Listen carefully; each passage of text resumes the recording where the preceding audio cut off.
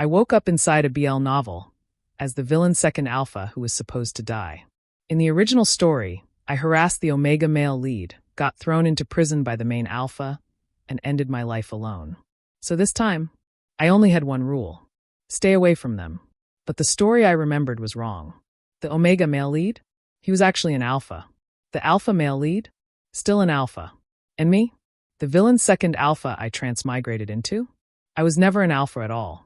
And by the time I found out the truth, it was already too late, because the two male leads had already decided. They were never letting me go. I woke up inside a BL novel, as the villain's second alpha who was supposed to die. In the original story, I harassed the Omega male lead, got thrown into prison by the main alpha, and ended my life alone. So this time, I only had one rule: stay away from them. But the story I remembered was wrong. The Omega male lead? He was actually an alpha. The alpha male lead? Still an alpha. And me? The villain's second alpha I transmigrated into? I was never an alpha at all. And by the time I found out the truth, it was already too late, because the two male leads had already decided. They were never letting me go. The first thing I felt was pain. Not the vague, dull kind. No. This one came down like a steel rod behind my eyes, splitting my skull open from the inside. My stomach rolled. My mouth tasted like old whiskey and blood. Light stabbed through my eyelids hard enough to make me want to die before I even opened them. A deep, irritated voice cut through the pounding in my head. "Young master, are you finally awake? Young master?" I frowned. Then I regretted moving because the room lurched so violently I almost threw up. The mattress under me was too soft. The sheets were too smooth. The air smelled expensive: cedarwood, leather, fresh linen, and something faintly bitter underneath, like the ghost of alcohol clinging to crystal. I forced my eyes open. A chandelier hung above me. Not just any chandelier. The kind rich people bought because they needed strangers to know they had generational wealth and emotional issues. I blinked once. Twice. Then sat up too fast and nearly blacked out. "Sir." A man in a black suit stepped forward, looking exactly like the sort of personal assistant who had spent years silently judging his employer's terrible life choices. I stared at him. He stared back. I looked around the room again. Floor-to-ceiling windows. Dark marble. A bedroom the size of a small apartment.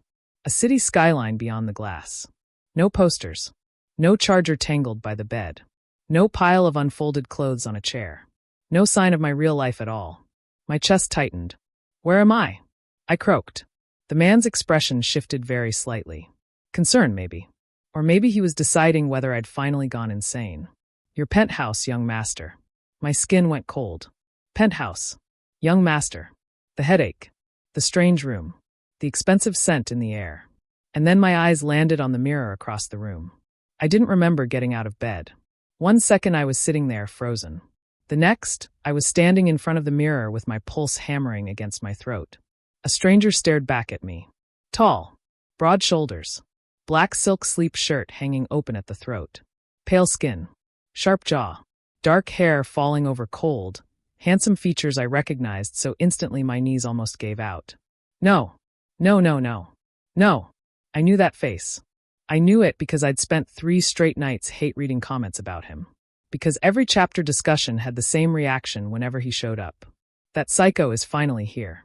My fingers gripped the marble edge of the dresser, so hard my knuckles blanched. In the mirror, the stranger did the same. And that was when the truth hit me hard enough to split my world in half. "Kale Arden," I whispered. The assistant behind me stiffened. "Sir?" I didn't hear him. I was too busy staring at the face of the man I absolutely, categorically did not want to be. Kale Arden. Second alpha male lead. Rich heir. Spoiled bastard. Public nuisance. Obsessive stalker. Certified disaster. And most importantly, dead. I had not even finished the novel. That was the part that made me want to start screaming. If I had to transmigrate into a story, the universe could at least have had the decency to throw me into one I'd actually completed. But no. No, apparently I had died or fainted or cosmic glitched, or whatever the hell had happened, and woken up in the body of a man whose ending I knew just enough about to panic. I remembered the basics. The story had centered around 2 male leads. Cash and Thorn, the cold, untouchable alpha heir everyone was obsessed with. And Lucian Ashford, the delicate, heartbreakingly beautiful Omega, who had half the fictional population on their knees. And then there was Kale Arden, the trash fire orbiting them. The second male lead who never stood a chance. The one who kept chasing Lucian with humiliating persistence, kept provoking Cashin like he had a death wish, and eventually managed to destroy his own life so thoroughly that even the readers stopped defending him. By the time I'd dropped the novel, I'd already read enough to know how Kale's arc ended. Not quickly. Not mercifully. He got ruined. Dragged through scandal. Financially gutted. Arrested. Thrown into prison. And in the final update I'd seen before rage closing the app, someone in the comments had written, "Honestly, his ending is worse than death."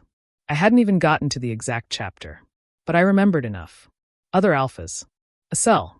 Humiliation. Harassment. A suicide note. I gripped the dresser harder. No. Absolutely not. That was not going to be me. I had no intention of inheriting this lunatic's prison ending just because some cosmic system had decided to play a joke on me. I inhaled once. Then again. Then I straightened slowly and looked at my reflection with the grave determination of a man trying not to have a full mental collapse before breakfast. Okay. Fine. Think. I was in Kale's body. That was bad. But I wasn't dead yet. That was good. Kale's face still looked too healthy. Too untouched. Too early. That meant I had probably landed before everything went to hell. If I was lucky, I had time. And if I had time, then I could fix this. Not everything. I wasn't delusional. But enough to survive. I turned toward the assistant, who still stood there like he was debating whether to call an ambulance or a priest. "What's today?" He blinked. "Saturday, sir." I stared. "What day?" He told me. And my stomach dropped. I knew that date. Because it was the date of one of the novel's early social events. The one where Kale publicly embarrassed himself over Lucian for the third time and nearly got into a fight with Cashin in front of half the city's elite. Right. Perfect. So I had transmigrated directly into the body of a doomed idiot on the exact day. He was supposed to start digging his own grave deeper. Amazing. Incredible. I love this for me. I dragged a hand down my face and forced myself not to start pacing. This wasn't unsalvageable. I just needed rules. Simple rules. Rules kept people alive. I looked at myself in the mirror again and said them under my breath like a prayer. Rule 1. Stay away from Lucian Ashford. Rule 2. Do not provoke Cashin Thorne. Rule 3. Do not commit crimes. Rule 4. Do not go to prison. Rule 5. Stay alive. I nodded once. Yes. Good. Solid. Very survival-oriented. The assistant cleared his throat. "Sir, should I assume you still intend to attend tonight's banquet?" I looked at him. Then at my reflection. Then back at him. "Do I have to?" His expression said unfortunately, yes. Wonderful. I had been in this body for less than 20 minutes, and the plot was already waiting outside my front door with a baseball bat. 3 hours later, I was being dressed for war. Or apparently a charity gala. Which in this city was basically the same thing. The stylists moved around me like nervous birds while I sat in front of a mirror, trying not to dissociate. Someone adjusted the cuffs of my black suit. Someone else fixed my hair. A third person hovered nearby with a tray of cufflinks that probably cost more than my entire real-life rent. Kale Arden's face stared back at me from the mirror, sharp and expensive and entirely too dangerous looking for a man currently one inconvenience away from a breakdown. I looked like the kind of person who ruined lives for sport. I felt like a customer service employee trapped in a murder mystery. The assistant, whose name, I had learned, was Rowan, stood by the door with the expression of a man who had accepted that his employer was going to behave unpredictably tonight and was already pre-tired about it. "Young master," he said carefully, "if I may, perhaps tonight would be a good opportunity to keep a lower profile." I turned to look at him. He looked back with professional neutrality. Then, after a beat, added, "A much lower profile." I narrowed my eyes. Was original me really that bad? He didn't answer. He didn't need to.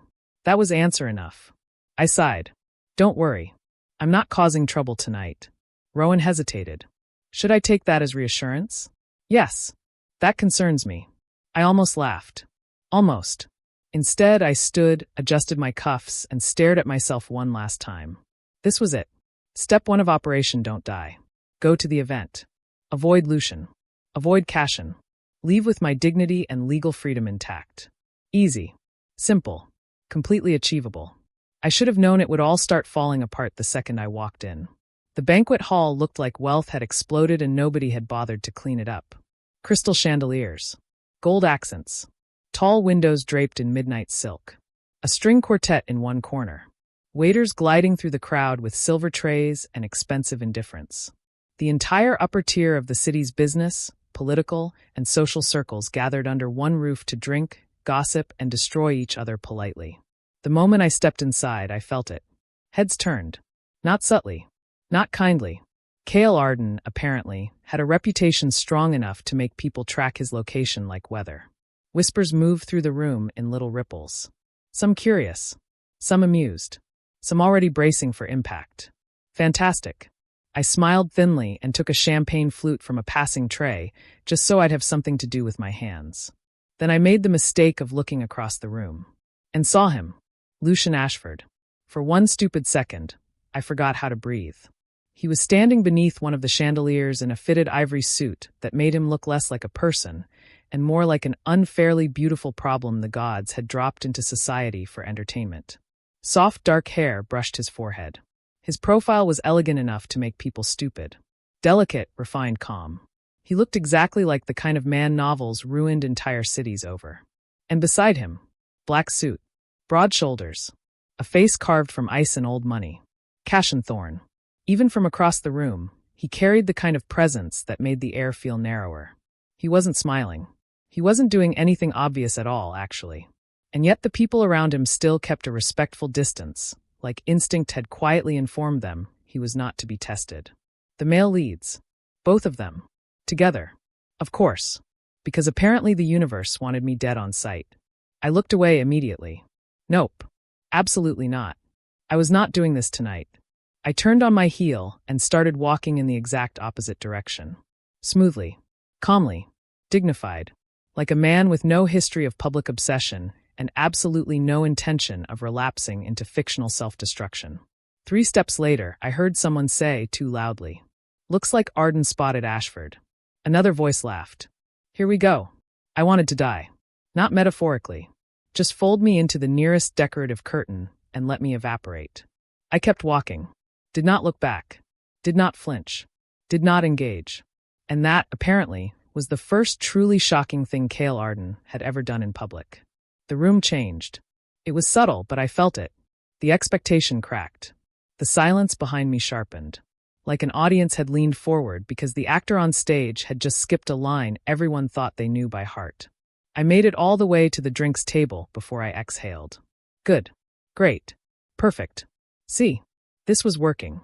I took a slow sip of champagne and mentally congratulated myself on not humiliating my borrowed body in front of half the city. Then a voice at my shoulder said, very softly, "You didn't come over." I nearly swallowed glass. I turned. Lucian Ashford stood beside me. Up close, he was worse. Beautiful in the kind of precise, polished way that made you instinctively suspicious of your own judgment. His eyes were dark and cool and fixed on me with unnerving patience. He smelled expensive too.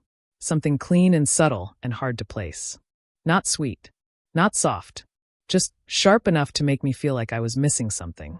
I forced my expression into something neutral. Should I have? Lucian tilted his head.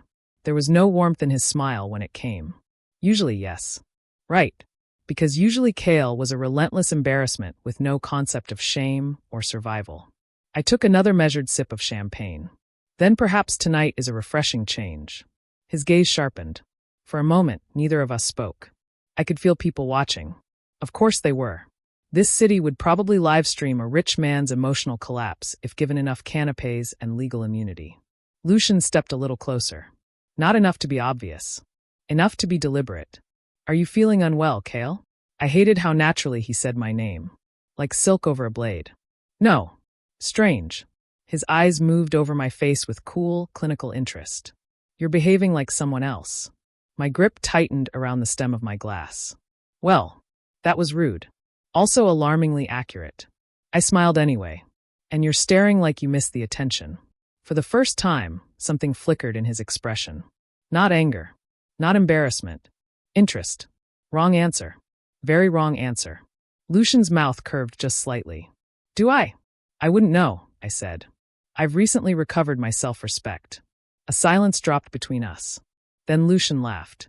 actually laughed. Soft, brief, real enough to make my skin prickle. That, more than anything else, made me uneasy. Because I had the horrible feeling I had just done something catastrophically stupid without understanding why yet. I glanced over his shoulder and locked eyes with Cassian Thorne. He was standing exactly where he'd been before, watching us. No expression, no visible reaction, just those dark, unreadable eyes fixed on me with the kind of stillness that made the back of my neck tighten. I looked away first, because I believed in survival. "If you'll excuse me," I said, already stepping back. Lucian didn't stop me. That should have reassured me.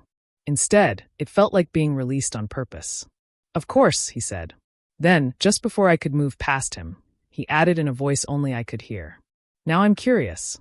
My stomach sank. Oh no. No. Curiosity was bad. Curiosity got people dissected in laboratories and stalked in dark romance novels. I gave him a tight smile and walked away without answering. Not too fast. Not panicked.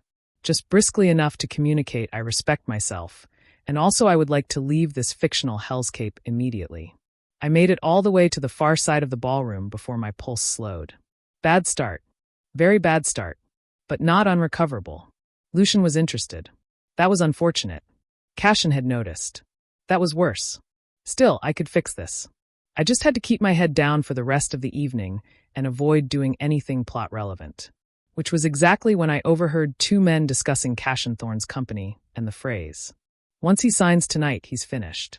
I stopped walking, because apparently self-preservation was no match for a catastrophic lack of self-control. The voices came from the half-shadowed corridor beside the ballroom, where two men in expensive suits stood with the casual posture of people committing white-collar murder.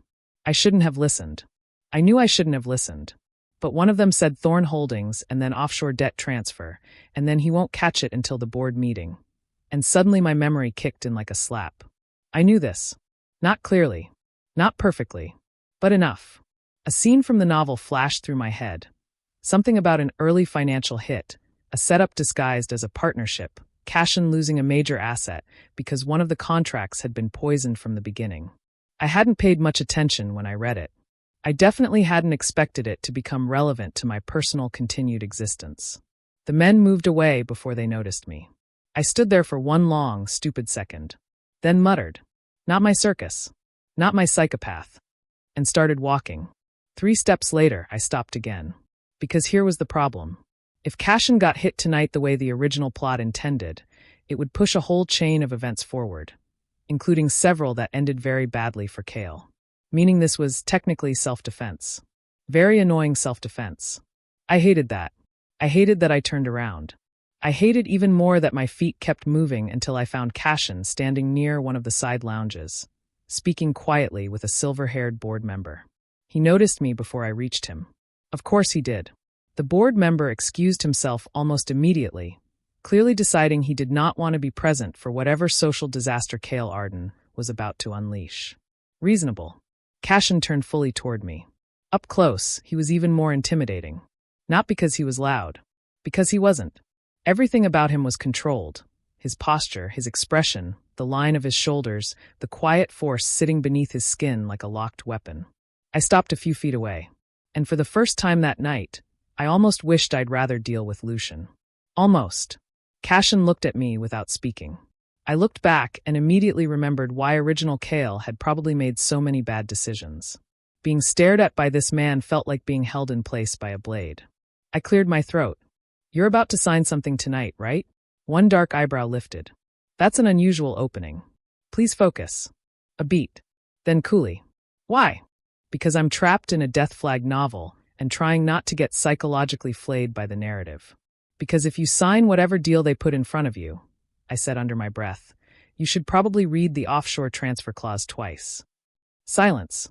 The noise of the ballroom carried faintly from the next room. Cassian didn't move. Didn't blink. Didn't react at all, actually. Which somehow made it worse. Then he said, "Who told you that?" "Right. Excellent question." I smiled with the brittle confidence of a man one sentence away from making everything worse. Call it a rare moment of public service. Cassian's gaze sharpened almost imperceptibly. Kale Arden and public service are not known acquaintances. Fair. Very fair. I took a step back. Well, enjoy the novelty. Then I turned and started walking before he could ask anything else, because if I stayed another 10 seconds, I was going to either confess transmigration or pass out from stress. I made it halfway down the corridor before his voice stopped me. Kale. I froze. Did not turn around. Did not breathe. His footsteps were soundless on the polished floor. When he stopped behind me, I could feel the weight of his presence like heat at my back. Too close. Way too close. If this is some kind of game, he said quietly, you should reconsider playing it with me. My spine went rigid. There was no anger in his tone. No threat sharpened for display. Just certainty. The kind that made men disappear and companies collapse. I swallowed once and forced myself to look over my shoulder. His face was unreadable. His eyes were not. They were fixed on me with a focus that made my pulse trip hard enough to hurt. It's not a game, I said. For one suspended second, something passed between us. Suspicion. Calculation. Recognition of something broken in the script. Then I looked away first because, again, I believed in survival. Good night, Mr. Thorne. And this time I did not stop walking. I should have left immediately after that. I knew I should have. But social events had rules, and apparently one of them was that rich people couldn't leave a banquet before dessert without causing rumors, which was frankly one of the stupidest things I had learned since waking up here. So I stayed. I smiled when required, ignored when possible, avoided Lucian successfully for exactly 42 minutes. Then he cornered me on a balcony.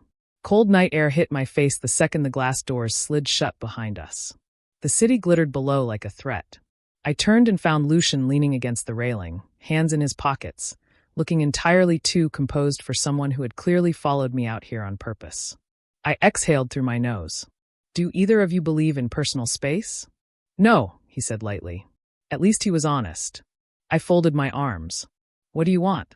Lucian studied me for a moment, the night wind stirring the edge of his dark hair. Then he asked very quietly, why did you stop chasing me? There it was. The question. Not flirtatious this time. Not mocking either. Genuine. And somehow that made it harder. I looked away toward the city lights. Because what was I supposed to say? Because the version of you in the novel helped ruin this body's life, and I would rather throw myself into traffic than die over a fictional love triangle? Probably not ideal. So I said the closest thing to the truth I could manage. Because I got tired. Lucian's expression shifted. Just slightly. Of me. Of being pathetic. That landed harder than I intended. I saw it in the stillness that came over him. The way his fingers tightened once against the railing. Then loosened. His gaze didn't leave my face. And now, I laughed under my breath. Now I'd like one peaceful week where nobody in this city makes my future look like a legal documentary. Lucian stared at me. Then slowly, he pushed off the railing and stepped closer. One step. Then another. Until there was very little space left between us. I held my ground mostly because my legs had forgotten how movement worked. Up close, his eyes were colder than they looked from a distance. Sharper. Too aware. You really are different tonight, he murmured. My throat tightened. I'm developing depth. A faint smile touched his mouth. How inconvenient. Before I could ask what that meant, Lucian reached up and adjusted my tie. Slowly. His fingers brushed the side of my throat. A tiny, unnecessary touch. It hit me like a live wire. I went still. Every muscle. Every thought. The night air suddenly felt too thin. Lucian's gaze dropped briefly to my mouth. Then rose again. His voice was almost gentle when he said, Be careful, Kale. I frowned. Why? He smiled. And somehow that was the worst answer possible. Because now, he said softly, I'm curious. Then he stepped back, turned, and left me standing alone on the balcony with my pulse kicking like a trapped animal against my ribs. I stared after him, then at the city, then down at my own hand, which was still clenched at my side for no reason I wanted to unpack tonight. This was bad. This was very, very bad. Because I knew enough about beautiful, dangerous men in fiction to understand one thing with terrifying clarity. Indifference would have been safer. Interest was how people got ruined. By the time I finally got home, my shoulders ached from tension, and my head was throbbing again. I kicked off my shoes the second I entered the penthouse and loosened my tie like it had personally betrayed me. Rowan appeared with the silent efficiency of a man who had probably been waiting to confirm whether his employer had survived the evening without setting anything on fire. How was the banquet, sir? I walked past him and headed straight for the bar. Traumatizing. He nodded once. I see. No, you really don't. I poured water instead of whiskey, which felt like visible character growth. Then leaned both hands on the counter and stared at the city lights beyond the glass. Okay. Assessment. Had I publicly embarrassed myself? No. Had I thrown myself at Lucian? No.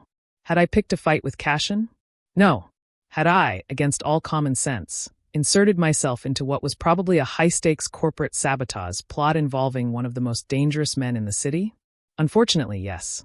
Still, overall, not catastrophic. Maybe. Probably. I drank half the glass in one go and told myself I was fine. Totally fine. Completely in control. Then my phone buzzed on the marble counter.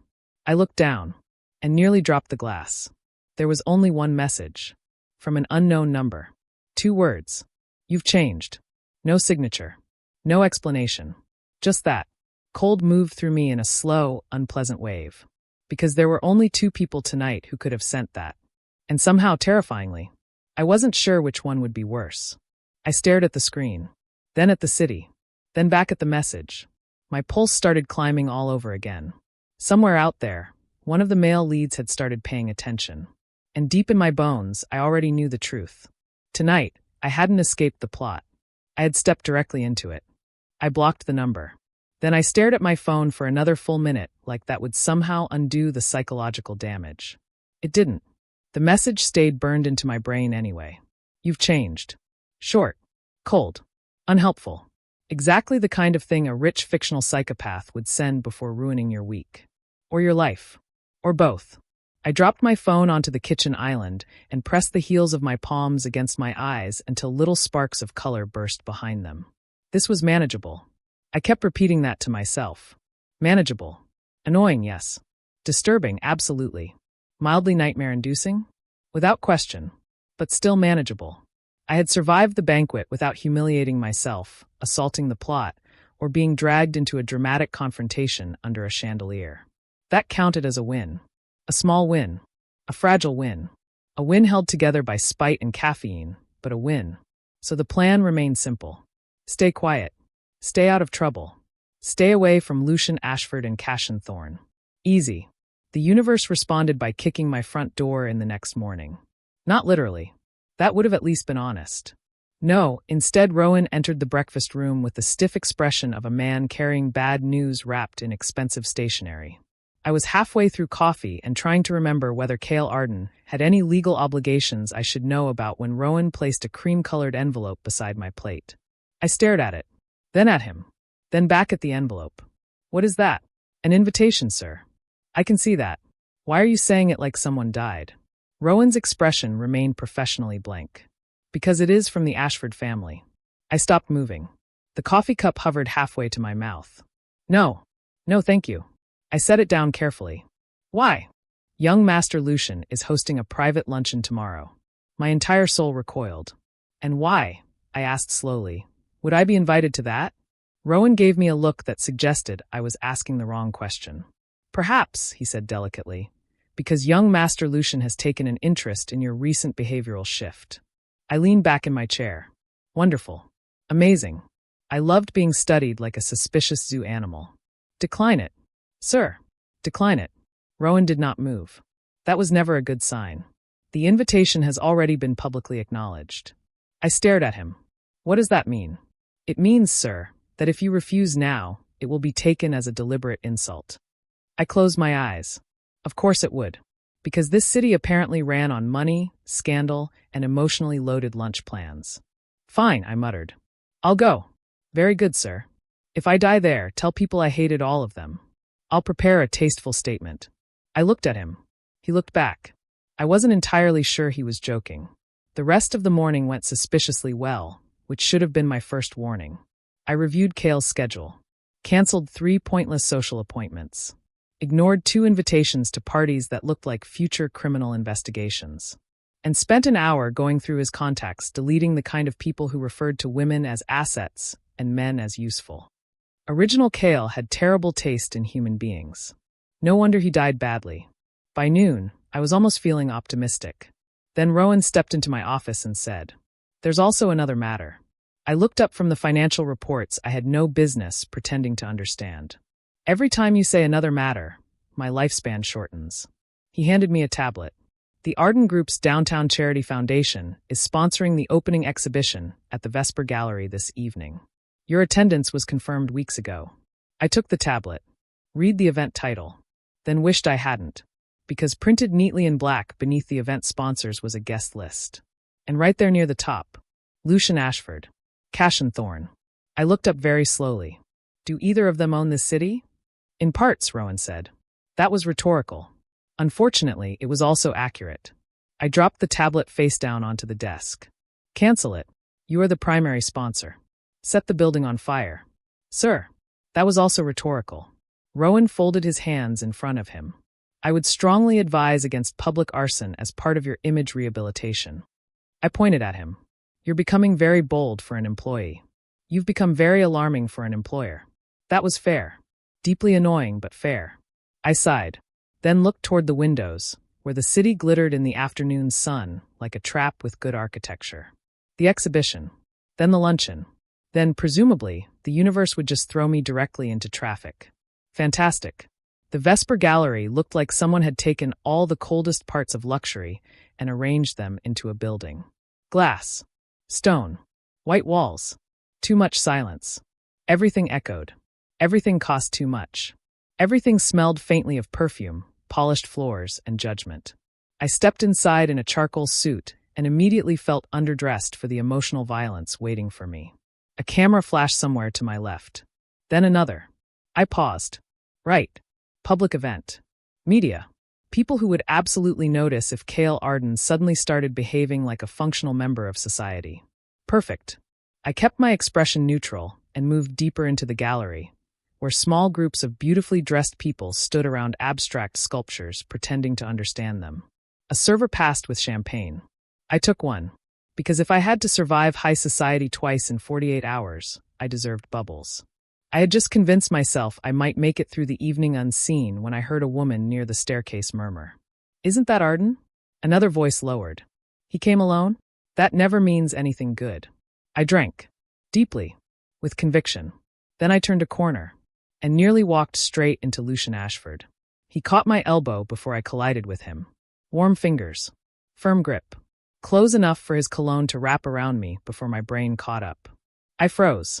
Lucian looked down at me, his expression unreadable for half a second. Then his mouth curved. There you are. There I was. Like I had wandered off from his personal inventory. I stepped back immediately, reclaiming my arm. That sounds alarmingly possessive for someone I'm trying not to know. Lucian's eyes flashed. Amusement. Interest. Something worse underneath. Tonight he wore black instead of ivory, the dark tailoring making him look sharper somehow, less fragile, more expensive, more dangerous. He always looked too polished to be trusted. Trying, he asked softly. You make it sound difficult. It is, I muttered before I could stop myself. Lucian tilted his head. How honest. I hated him a little. Not because he was cruel. That would have been easier. No, I hated him because every conversation with him felt like stepping into a room where all the exits had been quietly removed. I glanced around the gallery. Shouldn't you be somewhere being admired from a distance? I was. And yet here you are. And yet here I am. His gaze slid over my face with cool, unsettling precision. You've been avoiding me. I gave him a flat look. That implies you've been looking. Lucian smiled. That should not have made my pulse jump. It did. You say very dangerous things now, Kale. Only because I've developed standards. You had standards this whole time? I was as shocked as you are. That laugh again. Soft. Brief. Real enough to scrape down my spine. It was deeply inconvenient how much I hated the sound. Lucian stepped a little closer, just enough to invade the edge of my space. Tell me something. No. Why does that answer make me want to ask more? That sounds like a personal problem. He looked at me for a beat too long. Then his gaze dropped to the untouched champagne in my hand. You're tense. I'm surrounded by rich people and poor decisions. And here I thought I was the source. I met his eyes. You're one of several. His expression changed. Just slightly. Something sharper entering the quiet. And then, Lucian. A low voice. Male. Familiar. The air around me changed before I even turned. Cash and Thorn was standing a few feet away. No raised voice. No obvious interruption. No dramatic tension fit for a soundtrack. And yet the second he arrived, the entire shape of the moment shifted. Lucian glanced over at him with mild annoyance. Cassion's gaze moved from Lucian to me. Steady. Unreadable. Terrible for my blood pressure. Thorn, Lucian said coolly. Ashford. The two of them stood there like they were exchanging social pleasantries instead of silently measuring each other for weapons. I looked between them and briefly considered throwing myself into one of the sculptures. Cassion's eyes returned to me. You're sponsoring tonight. Not a question. I nodded once. Allegedly. That should not have gotten a reaction. And yet something at the corner of his mouth almost moved. Almost. It vanished before I could be sure. Lucian noticed it too. I could tell because his own expression went just a shade more watchful. I had no idea what game I had walked into, but I wanted to leave it immediately. Well, I said briskly, this has been emotionally exhausting. If you'll both excuse me. Stay. The word came from Cassion. Flat. Quiet. Immediate. I stopped. Not because I wanted to. Because my body had apparently decided listening to him was a survival reflex. I turned slowly. Cassion's expression hadn't changed. There's a press interview in 10 minutes, he said. You're expected. I stared. How do you know that? Because your PR director is currently looking for you. He lifted his chin slightly toward the far side of the room. I followed his gaze. Sure enough, a panicked-looking woman in a navy suit was scanning the gallery like she was one missed interview away from a career-ending migraine. I looked back at him. Do you moonlight as a surveillance system? No, Lucian murmured. He's naturally controlling. Cassion didn't even look at him. And you're naturally dishonest. Lucian smiled without warmth. That's rich coming from you. I stood there between them and felt, very suddenly, like the least important person in a knife fight. This was bad. Not because they were arguing. Because they weren't. This was worse than arguing. This was familiarity sharpened into something lethal. Two men who knew each other too well. Too long. Too comfortably. And now, for reasons I deeply resented, both of them had decided to make me part of the atmosphere. I hated it here. Wonderful, I said. You two clearly have unresolved childhood trauma. I, however, have an interview. Then I walked away before either of them could stop me. My pulse didn't settle until I reached the press backdrop. It got worse when I realized Cassion was right. My PR director was, in fact, waiting for me. I hated that he knew that. I hated more that I was beginning to suspect he always knew exactly where I was. The interview itself was painless. Mostly because I answered every question like a man trying very hard not to create new legal evidence. No, I wasn't involved in any scandals. Yes, I was proud to support the arts. No, I didn't have a statement regarding recent changes in public perception. And absolutely not, I was not currently pursuing anyone romantically.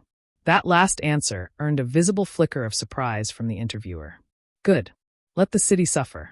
When it was over, I escaped to the side corridor behind the main exhibition hall, where the noise dimmed into something survivable.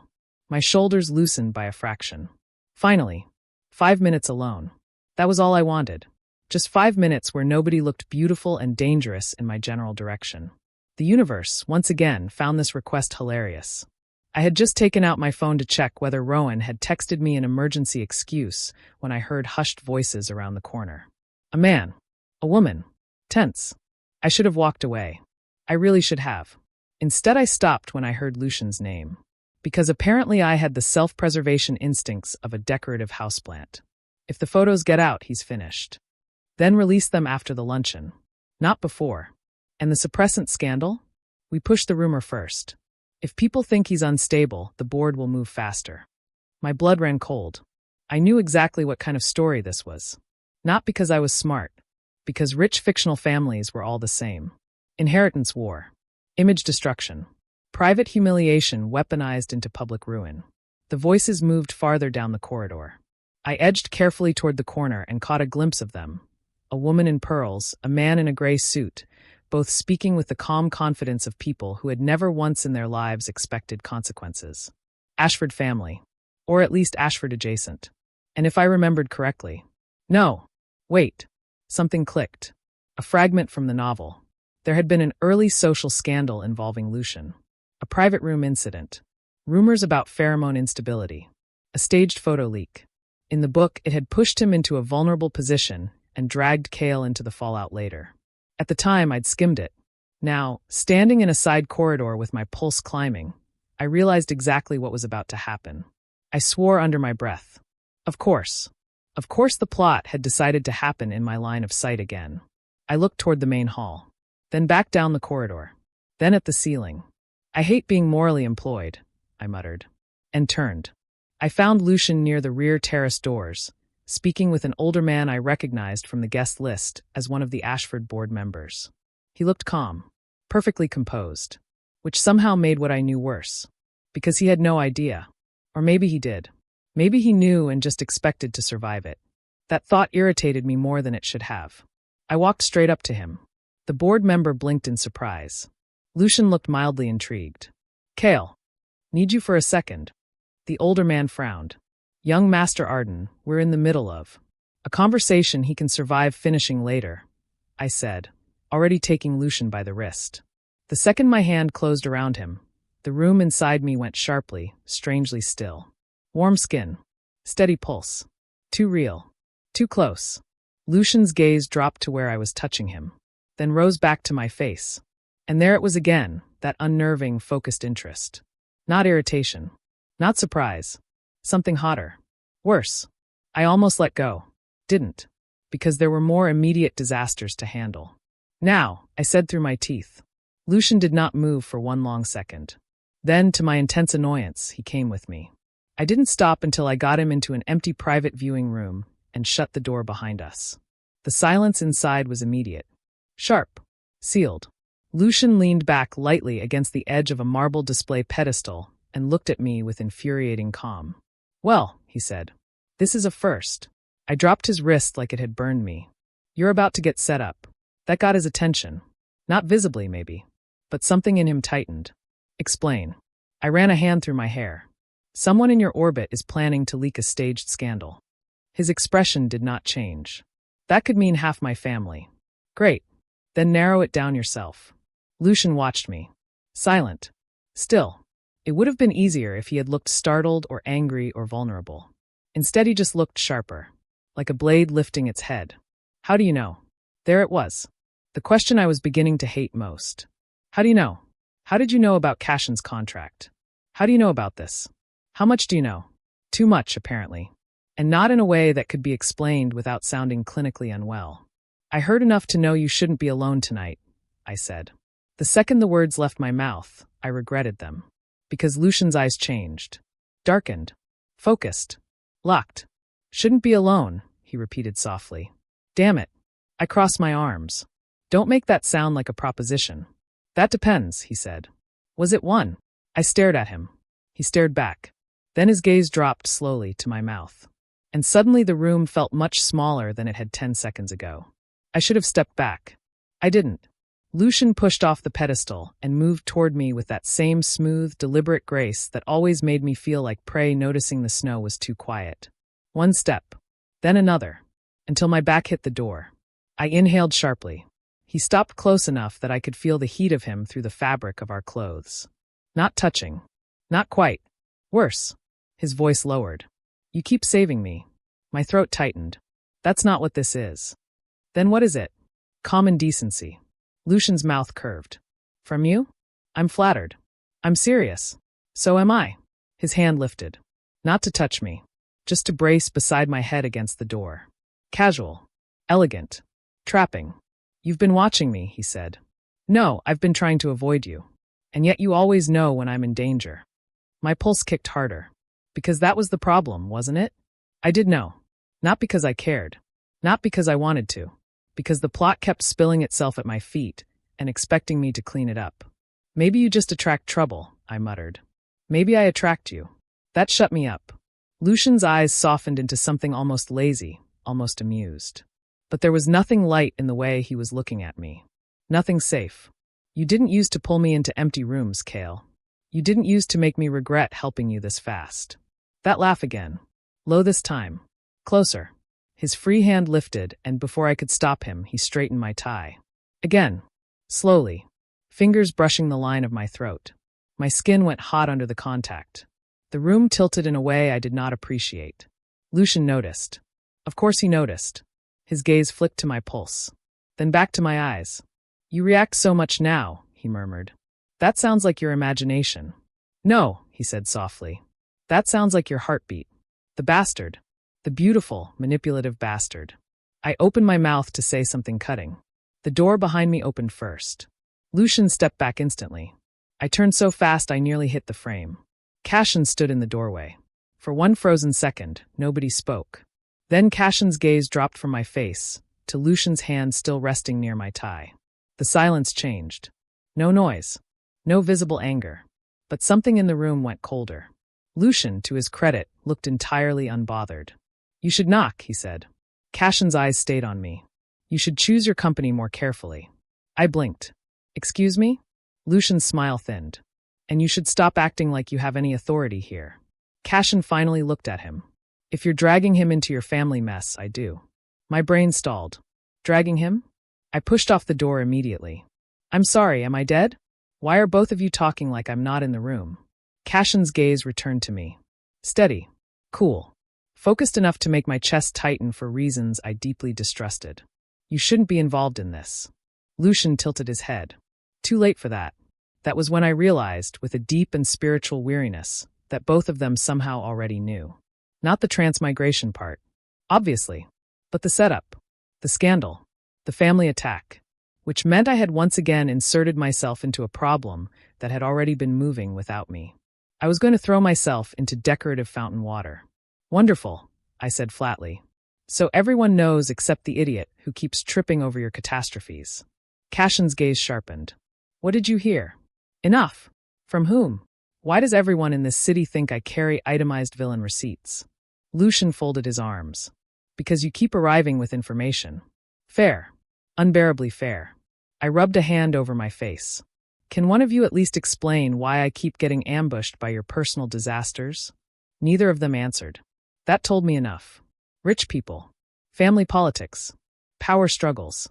Silence used as currency. I hated all of it. Forget it, I muttered. Handle your own scandals. I'm done. I moved toward the door. Cashin stepped aside to let me pass. Which should have been the end of it. Except when I brushed by him, his hand closed around my wrist. Not rough. Not gentle either. Just firm enough to stop me cold. Heat shot up my arm, so suddenly I almost cursed. I looked down at his hand.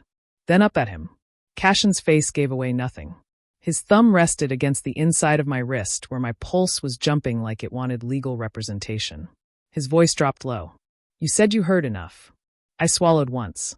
Yes. Then tell me who was involved. That was the problem with Cashin. Lucian cornered you like a game. Cashin cornered you like a locked door. No smile. No flirtation. No softening. Just pressure. Still. Certain. And far more dangerous because of it. Let go, I said quietly. His eyes held mine for one long, unbearable second. Then his fingers loosened. I pulled my wrist back immediately, but the heat of his touch stayed there anyway, throbbing under my skin like something branded. I hated that. I hated it even more because he noticed. Of course he noticed. Lucian noticed too. The look that passed across his face was brief. Gone in an instant. But not before I caught it. Interest. Jealousy. Something ugly and glittering under the surface. Fantastic. I was now somehow the emotional center of a situation I had not auditioned for. I'm leaving, I said. Neither of them stopped me this time. Which should have felt like victory. It didn't. Because when I walked out of that room, I could still feel both of them watching me. And for the first time since waking up in this world, a truly miserable thought crossed my mind. Maybe the original Kale had never stood a chance. I made it all the way to the parking entrance before the evening got worse. Naturally, I had just stepped into the quieter lower corridor that led toward the private exit when I heard a muffled crash from one of the side storage rooms. Then a woman's sharp voice. Don't touch me. I stopped. Closed my eyes. Exhaled. Counted to 3. Then muttered. I hate everyone in this city. And turned toward the sound. The storage room door was half open. Inside, a young woman in gallery staff black was pinned against a metal shelving unit by a broad-shouldered man in an expensive suit whose face I vaguely recognized from the Ashford board. His hand was on her arm. Too hard. His mouth was too close to her ear.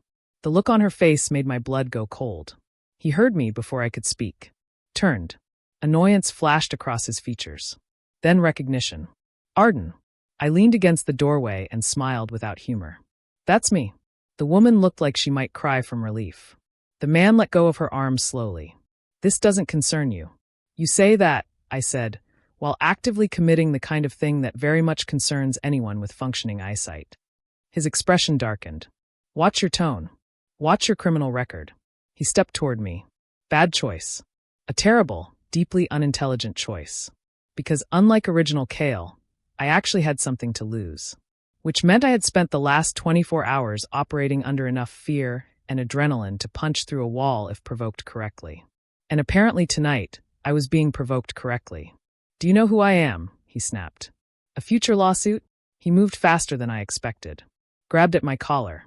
I reacted before thinking. Caught his wrist. Twisted. Hard. He swore. I shoved him back into the metal shelving unit with enough force to make the whole thing rattle. Not elegant. Not pretty. But effective. He stumbled, shock wiping his expression clean for one glorious second. I stepped forward. Low voice. Flat. Leave. He stared at me. Then at the woman. Then back at me. And whatever he saw in my face must have convinced him this was no longer worth preserving his ego over. Because he straightened his jacket, shot me a venomous glare, and stalked out past me without another word. The second he was gone, the woman sagged against the shelf. I turned to her. Are you okay? She nodded too quickly. Which meant no. But she was upright and breathing and not being cornered anymore, so I counted that as a temporary win. Do you need security? She hesitated, then whispered. No, thank you. Right. Of course. Because rich institutions were always so good at protecting the people who actually needed protecting. I bit back the rest of my anger. Do you have someone you trust here? She nodded again. This one more certain. Good, I said. Find them. Don't be alone tonight. She looked at me like she wanted to say more. Didn't. Just bowed her head slightly and slipped out. I stayed there another few seconds, breathing hard. My knuckles ached. My collar was crooked. And somewhere between don't die in prison and accidentally become a vigilante in formal wear. My life had gone very far off script. You attract chaos. I turned sharply. Cashin stood in the doorway. Of course he did. At this point, I was beginning to suspect he emerged from shadows on purpose just to shorten my lifespan. I straightened. I thought that was your thing. His gaze moved over me once. Not lazily. Not casually. Clinically. The disordered collar. The reddening knuckles. The sharp edge of leftover adrenaline I could feel buzzing under my skin. His jaw tightened. Were you hurt? The question hit wrong. Too direct. Too quiet. Too close to concern. I looked away first. No. Cashin stepped inside anyway. The room suddenly felt much smaller. He stopped in front of me and reached up before I could react. His fingers caught the edge of my collar. Straightened it. Slowly. The gesture was so simple it should not have wrecked my train of thought. It did. His hand brushed the side of my neck. My body locked. Not from fear. That was the problem. Cashin's eyes lifted to mine. Dark. Focused. Impossible to read all the way through. You shouldn't keep putting yourself in the middle of things like this, he said. His voice was low enough to feel like a hand against my ribs. I stared at him. You say that like I do it for fun. Then stop doing it. Gladly. The universe just keeps refusing to cooperate. Something flickered across his face. Gone too fast to name. His hand remained at my collar 1 second too long. Then his thumb shifted. Barely. Just enough to brush the line of my pulse. My breath caught. His gaze dropped. To my throat. To the visible jump beneath my skin. Then back to my face. And for the first time I saw it clearly. Not anger. Not suspicion. Not simple control. Hunger. Quiet. Buried. Controlled so tightly it almost passed for restraint. Almost. The room tilted. I stepped back first. Because someone in this situation had to possess a functioning survival instinct. I can fix my own clothes, I said. Cashin lowered his hand. That wasn't the point. That was somehow worse. I hated the way my body reacted to him. Hated the way Lucian got under my skin like a taunt and Cashin got under it like pressure. Hated most of all that I was starting to understand the shape of this danger, and it looked less like one man and more like both of them closing in from different directions. I'm going home, I said. Cashin nodded once. Then said calmly, I'll have someone escort you. I blinked. Excuse me? Whoever planned Lucian's scandal may already know you interfered. The logic was sound. That made it infuriating. I can survive a parking garage. That's not what I said. I stared at him. He stared back. The worst part, he was serious. Completely serious. No performance. No ego. No dramatics. Just a man who had already calculated risk and decided I was now part of the equation, whether I liked it or not. That should have annoyed me. It did. It also did something much more dangerous. It made me feel looked after. I hated that too. You're very controlling, I muttered. Cashin's expression didn't shift. You've noticed. The bastard. I should have said something sharper. Something cutting. Instead, I just turned and walked toward the door before my body could betray me in a more embarrassing way. At the threshold, I paused. Didn't turn around. Thanks, I said quietly. Silence behind me. Then, go home, Kale. And God help me. That sounded less like an order and more like concern. That was the most dangerous thing he'd done all night. By the time I got back to the penthouse, my nerves were scraped raw.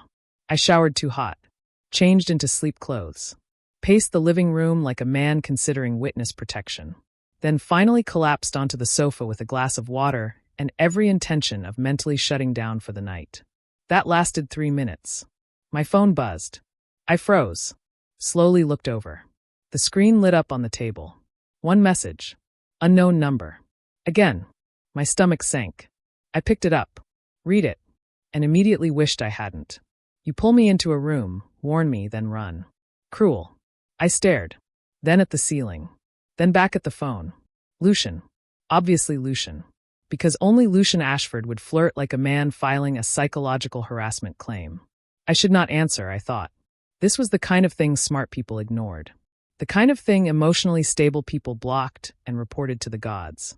Instead, against all instinct and reason, I typed, "You're welcome for the life-saving public service." 3 dots appeared almost instantly. Then, "So you admit you were saving me?" I closed my eyes. Damn it. Damn him. Damn my fingers. I typed back, "I admit nothing. Sleep."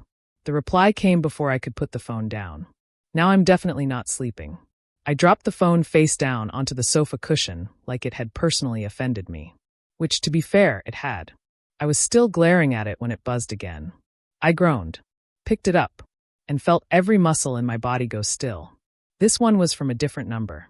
No name. No signature. Just one line. "Did he touch you?" Cold slid down my spine. Not because I didn't know who it was. Because I did. Cashin. Of course it was Cashin. Of course this was my life now. One alpha texted like a beautiful menace. The other texted like a threat assessment in human form. I stared at the message so long the screen dimmed. Then brightened again under my thumb. My pulse climbed. Not from fear alone. That was the problem. Because buried under the exhaustion and irritation and rising dread was something far worse. Awareness. Lucian was curious. Cashin was watching. And somewhere in the middle of all this, the story was tightening around me inch by inch. I had spent 2 days trying to avoid the male leads. And somehow, impossibly, they were already beginning to circle. I did not reply to either of them. Because I believed in dignity. Also survival. Mostly survival. I stared at Lucian's message. Then Cashin's. Then at the dark reflection of my own face in the penthouse windows and came to a grim, deeply personal conclusion. I had somehow become the center of an escalating psychosexual hostage situation. And I didn't even know the rules yet.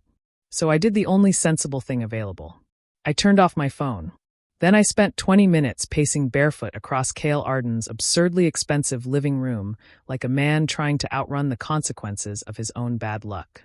Lucian's message had been bad enough. Playful. Provocative. Too familiar. But Cashin's. Did he touch you? That one had landed wrong. Not because it was aggressive. Because it wasn't. It was too controlled. Too direct. Too stripped of unnecessary words. It didn't sound like a jealous man throwing a fit. It sounded like a man gathering information before deciding what to do with it. And that somehow was much worse. I stopped pacing and pressed my palms against the cool marble kitchen island. Okay. Enough. I needed facts. Not tension. Not panic. Facts. Because if I was going to survive inside this cursed novel, I needed to know exactly where the plot had gone off the rails. And right now, I had one increasingly obvious problem. The story I remembered did not match the people I was meeting. Not fully. Not cleanly. Not in any way I trusted anymore. In the novel, Lucian Ashford had been written as fragile, graceful, delicate, the beautiful Omega at the center of everything. The one who kept getting cornered, targeted, desired, and protected. But the man I had met? Lucian was many things. Fragile was not one of them. No matter how softly he smiled, there was something sharp under his skin. Something cool. Predatory. Controlled in a way that didn't fit the image I remembered at all. And Cashin. In the novel, Cashin had been the classic dominant alpha male lead. Cold, powerful, territorial. That part still tracked. Unfortunately. But what I hadn't expected was how quickly his attention had shifted. Or how personal it already felt. That was the problem with both of them. I kept telling myself I was overthinking. Then they looked at me like that. And suddenly overthinking felt medically appropriate. By the time I finally went to bed, my head was throbbing again. I slept badly, dreamed worse, and woke before sunrise with the sick, certain feeling that today was going to be a problem. I was right.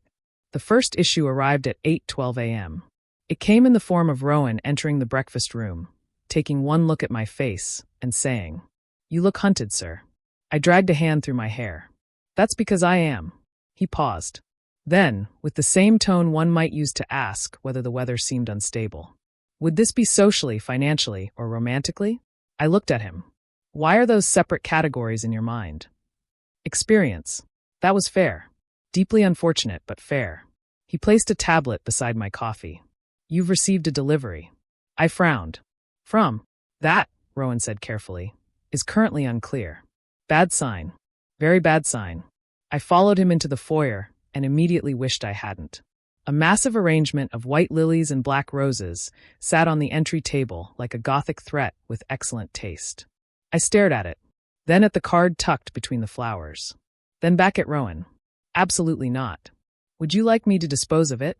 "I'd like you to burn it." He handed me the card anyway. I glared at him before taking it. There were only 3 words written inside in elegant black ink. "For your honesty." No name. No signature. But I didn't need one. Because only one person in this city would send flowers that looked like they belonged at either a funeral or a wedding. Lucian. Obviously Lucian. I looked up slowly. Do I seem like the kind of person who should be receiving ominous floral arrangements? Rowan considered that. At present? Yes. I hated that answer because it was accurate. I shoved the card back into the bouquet, like I was trying to wound it. Get rid of it.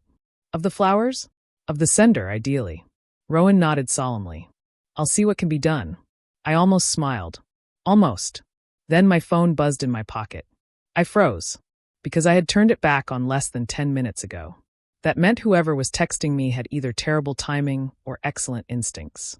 Which, in this city, probably meant both. I pulled it out. Unknown number. Again. I opened it. You didn't answer me. I stared. Then looked toward the flowers.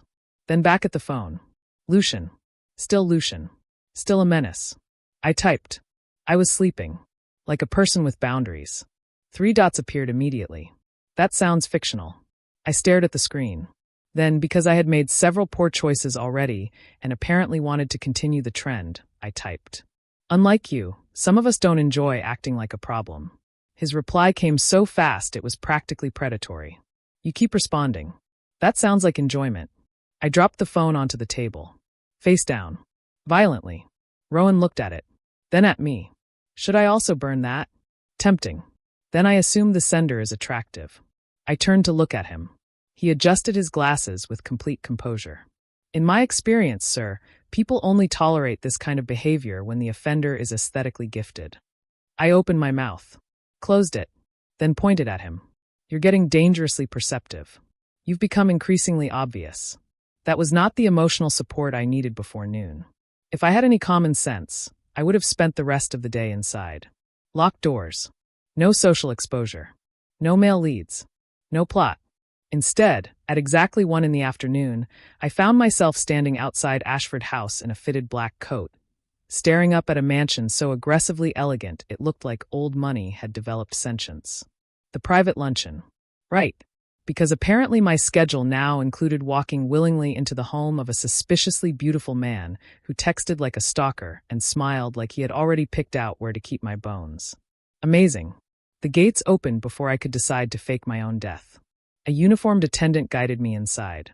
And the second I stepped into the main foyer, I understood something very important. Lucian Ashford did not live in a house. He lived in a warning. Dark polished wood. White marble floors. Black iron railings. Floor-to-ceiling windows that poured winter light into rooms too quiet to trust. Everything was tasteful. Everything was expensive. Everything felt curated. Like a place designed to impress and suffocate in equal measure. A maid led me through the entrance hall and into a sunlit glass conservatory at the back of the estate. Lucian was already there. Of course he was.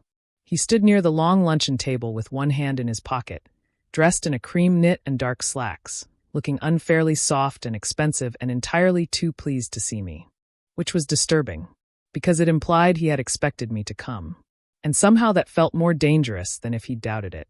Kale. His voice carried low and smooth through the conservatory. Warm glass walls. Winter light. White roses climbing trellises. A perfect setting for murder or emotional manipulation. I stopped a few feet away. You sent flowers like a Victorian threat. Lucian smiled. And yet you still came.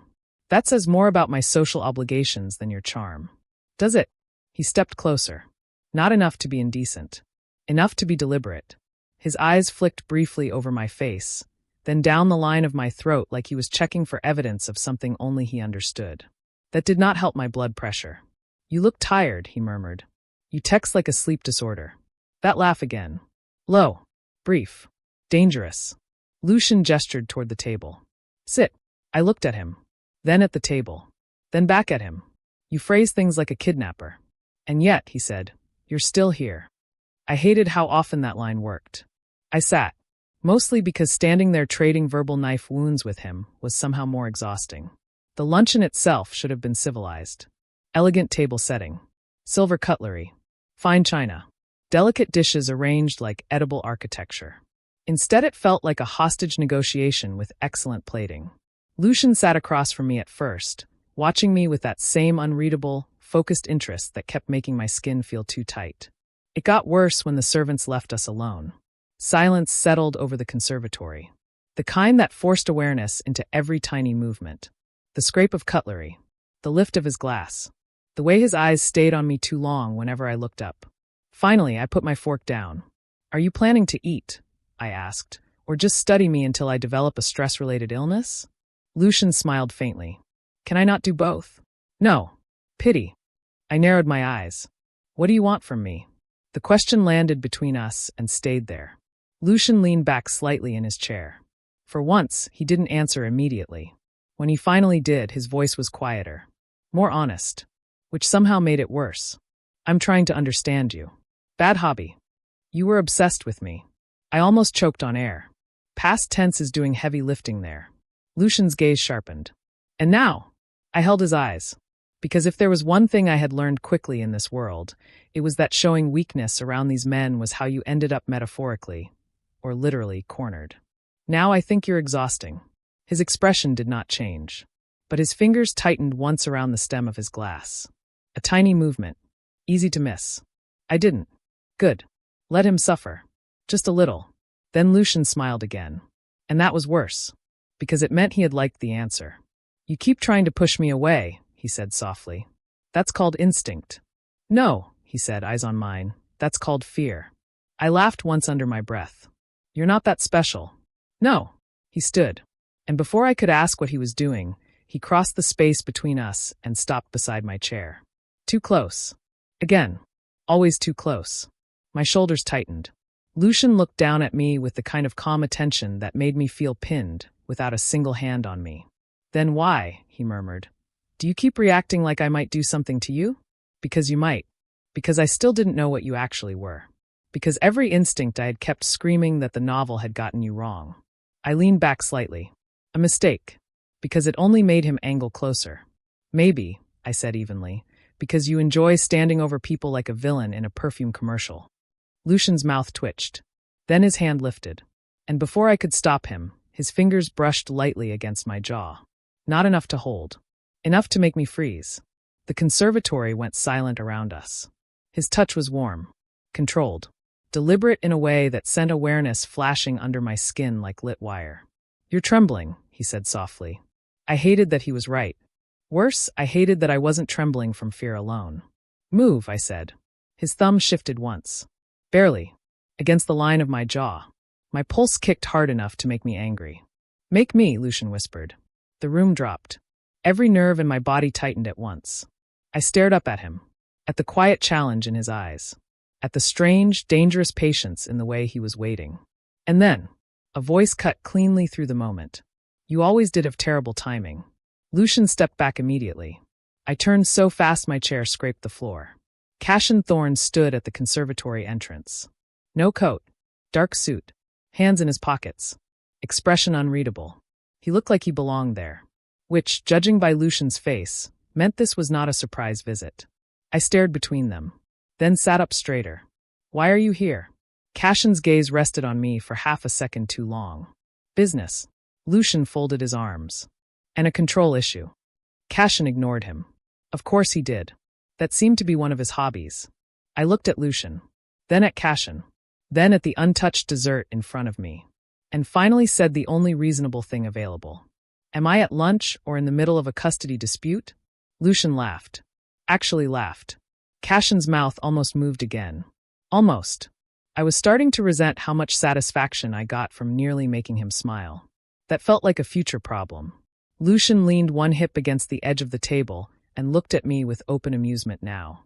You're in my house, he said. Cassian walked into the conservatory. Unhurried. Controlled. Terrible for my nervous system. And yet, he said coolly, you look uncomfortable. I blinked.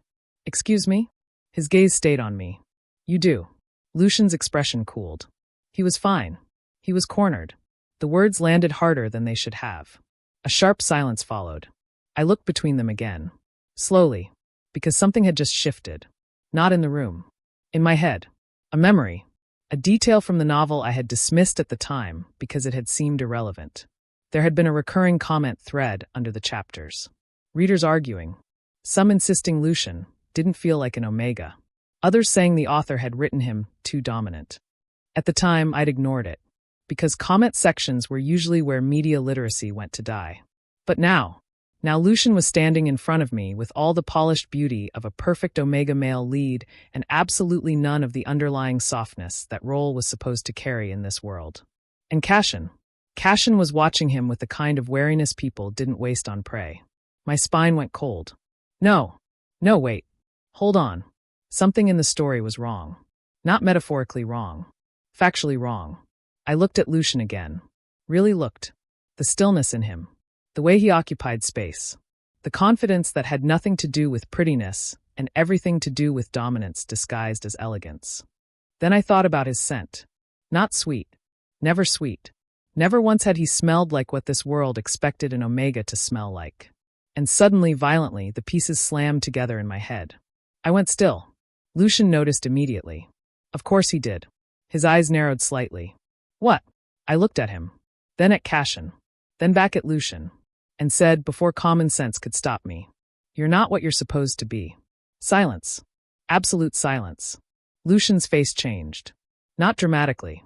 Worse. It emptied. All softness gone. All light amusement gone. What remained beneath it was colder. Older. Dangerous enough to make my entire body lock. Cassian's gaze snapped to me. Sharp. Alert. Kale, he said quietly. Too late. Way too late. Because Lucian was looking at me now like I had just reached into his chest and put my hand around a secret he had killed to keep. I swallowed once. Lucian took one step toward me. That was all. One. But every instinct in my body screamed. Not because he looked angry. Because he didn't. He looked calm. And that was infinitely worse. Say that again, he said softly. I stood too fast. My chair scraped hard against the floor. I think, I said carefully, I should go. Lucian smiled, and it was the most dangerous expression I had seen on his face yet. Not because it was cruel, because it wasn't. It was patient, like he had just discovered something worth taking apart slowly. Now, he said, voice low and smooth, I'm absolutely certain you've been hiding things from me. My heartbeat kicked hard enough to hurt. Cassian moved then. Subtle. Precise. He stepped just slightly into the line between us. Not fully. Enough. A warning without making it one. Lucian's eyes flicked to him. The air in the conservatory changed. Heavy. Sharp. Invisible pressure building under the glass and winter light. And all at once, I understood something deeply, catastrophically important. This was not a misunderstanding. This was not a love triangle. This was not even remotely the clean, dramatic romance plot I thought I'd transmigrated into. This story had been wrong from the beginning, and I was standing in the middle of secrets powerful enough to get me buried under the estate. I needed to leave. Immediately. Before I accidentally said something else life-ending. I just remembered, I said tightly, already reaching for my coat. I have to go home and never speak again. Neither of them laughed. Bad sign. Very bad sign. Lucian's gaze stayed fixed on me. Unblinking. Assessing. Calculating. Cashin's jaw tightened. Kale. No, I said immediately. No conversations. No revelations. No suspiciously intimate psychological warfare in botanical settings. I'm done for the day. I grabbed my coat and made for the exit. No one stopped me. That should have reassured me. Instead, it felt like being allowed to run, which, in fiction, was always when the hunting got worse. I made it to the car, then halfway home. Then my luck ran out. Traffic on the East Bridge had locked into a dead stop, trapping a line of luxury vehicles under a gray winter sky while the city spread below like a threat in polished glass. I sat in the back seat of Kale's black sedan and stared out the window, trying very hard not to think about what I had just done. I had nearly exposed Lucian. Not publicly, thank God. But enough. Enough for him to know I knew. And if I was right, if he was hiding a dynamic reversal that could destroy his social position, inheritance, and family leverage, then I had just become a liability. A very killable liability. Fantastic. I leaned my head back against the leather seat and closed my eyes.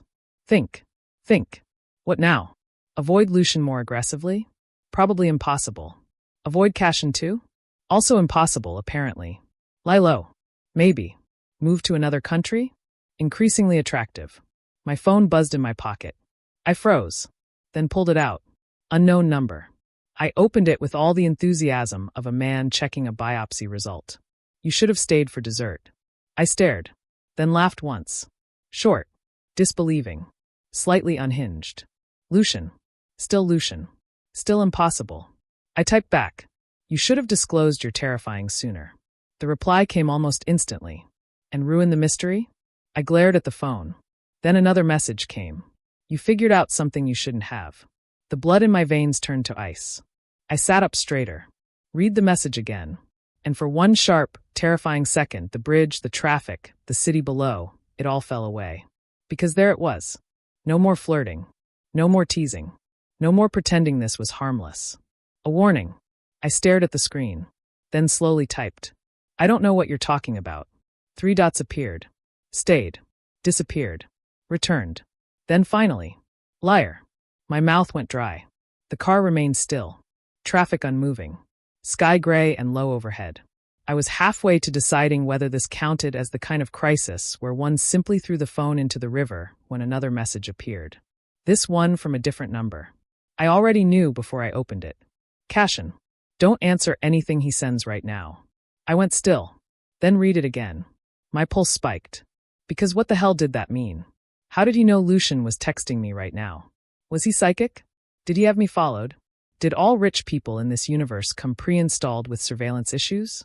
I typed before I could stop myself. Do you people share one terrifying brain cell? Cashin's reply came a few seconds later. No. He's agitated. That was not comforting. Not remotely. I stared at the message. Then at Lucian's last text. Then back again. A horrible realization crept in. Cashin knew Lucian well enough to read him from a distance. Lucian knew Cashin well enough not to hide that. And somewhere in the middle of all that history, I had become the object both of them were now tracking in real time. I needed a new life. Or a bunker. Or both. My phone buzzed again. Lucian. Who are you talking to? My stomach dropped. No. Absolutely not. That was insane. He could not possibly know that. Unless. No. No, that was paranoid. Probably. Maybe. Possibly not. I typed nothing. Said nothing. Just stared at the screen while every instinct in my body tightened. Then Cashin's message came through again. Go straight home. Don't stop anywhere. I looked out at the deadlock traffic. Then back at the message. then down at my own reflection in the dark phone screen. For the first time since waking up in this world, the full shape of the danger became impossible to ignore. I had thought I was trying to escape a bad ending. I had thought I was dodging prison, scandal, and a doomed obsession arc. But that was too simple, too small, because the real problem wasn't the original plot. The real problem was this. I had caught the attention of two men who had been circling each other their whole lives. And now, somehow impossibly, they were both starting to circle me. That night, I checked the locks twice, then 3 times, then told myself I was being dramatic, then checked them again. I had just convinced myself to stop pacing and go to bed when the intercom near the penthouse entrance rang. I froze. The apartment went still around me. Midnight city lights glowed beyond the glass. The intercom rang again. Slowly, I walked toward it, every nerve in my body awake. Rowan had already gone home. Security should have announced any visitor. No one was supposed to be here. I pressed the screen. The lobby camera flickered to life. And my heart stopped. Cassian Thorne stood in the private entrance lobby below. Dark coat, hands in his pockets. Expression unreadable. Like showing up outside my home at midnight was a perfectly normal thing for him to do. I stared at the screen, then at the clock, then back at him. And before I could decide whether to be alarmed, furious, or catastrophically stupid, my phone buzzed in my hand. One new message. From Lucian. Don't let him in. I looked at the message, then at the screen, then back at the message. And every single instinct in my body screamed the same thing. Too late. I should not have let him in. That was the first coherent thought I had. The second was worse. Because it was. If I don't let him in, he might just stand there until sunrise and somehow make that my problem too. I stared at the intercom screen. Cassian looked up at the camera like he already knew I was hesitating. Calm. Still. A man standing in the private entrance lobby of my building at midnight, as if he had every right to be there. My phone buzzed again in my hand. Lucian. Another message. I'm serious, Kale. Don't open that door. I looked at the screen, then at Cassian below, then back at Lucian's text. And a new, deeply irritating truth settled into my bones. At some point in the last 72 hours, my life had stopped being mine. Not literally. Not yet. But in the small ways that mattered.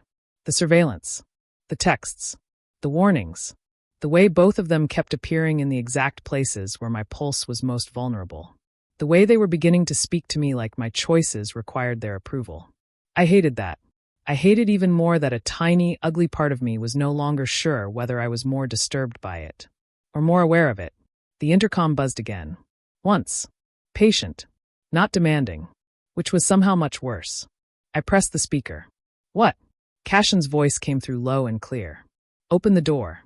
I leaned one shoulder against the wall and closed my eyes briefly. That's not an explanation. No, he said. It's a request. I almost laughed. A request. From a man who spoke like every sentence was 1 inch away from becoming an order. My phone buzzed again. Lucian. If he says it's important, he's lying. I stared at that, then typed back before I could stop myself. Do you both spend all night waiting to ruin my blood pressure? Lucian replied instantly. Only when you're ignoring me. I wanted to throw my phone into the elevator shaft. Instead, I looked back at the screen. Cassian hadn't moved. Still waiting. Still silent. Still somehow making it feel like the building itself had gone still around him. I exhaled slowly, then pressed the unlock button. The click echoed louder than it should have. My stomach sank immediately. You have 5 minutes, I said into the intercom. Cassian looked directly into the camera. No, I don't. And then the screen went dark. By the time the elevator doors opened onto the penthouse floor, I had already decided 3 things. 1. I was not going to panic. 2. I was not going to let him intimidate me in my own home. And 3. If he said anything cryptic and emotionally destabilizing in a tailored coat at 1 a.m, I was going to hit him with a decorative object. The elevator chimed. The doors slid open. Cassian stepped out like he owned the hallway. Dark wool coat. Black gloves in one hand. Hair slightly wind-touched from outside. Face unreadable in the soft gold lighting. He looked unfairly good for a man actively trespassing into my emotional stability. I stayed near the entrance to the living room, arms folded. Barefoot. Black sleep shirt. Loose lounge pants. And suddenly, with horrible clarity, I realized this was the first time either of them had seen me in anything that wasn't armor. No suit. No public mask. No polished event version of Kale Arden. Just me. That awareness hit me 1 second too late. Because Cashin noticed. Of course he noticed. His gaze moved over me once. Slowly. Not in a vulgar way. That would have been easier. No, his attention was quieter than that. He looked at me like he was taking in details for later. And something low in my stomach tightened in immediate, furious betrayal. I straightened. You look very comfortable showing up uninvited. Cashin shut the penthouse door behind him with one calm movement. You let me in. That was a moment of weakness. You have several. I stared at him. He stared back. And I hated that this dry, controlled, impossible man had somehow developed a sense of humor only when he was alone with me. That felt personal. And dangerous. You said 5 minutes, I said. Cashin slipped his gloves into his coat pocket. I'll be efficient. That would be a first. His gaze sharpened almost imperceptibly. Then he walked past me into the living room like the apartment had already accepted him. I should have been offended. Instead, I was distracted by the fact that his presence changed the entire space. The room had felt large before. Open. Cold. Now it felt smaller. Warmer. Occupied. I hated that too. He stopped near the windows overlooking the city. I stayed where I was. Distance felt medically necessary. You figured something out today, he said. No greeting. No softening. Straight to the wound. I crossed my arms tighter. That's very vague for midnight home invasion. Lucian. Just that. One name.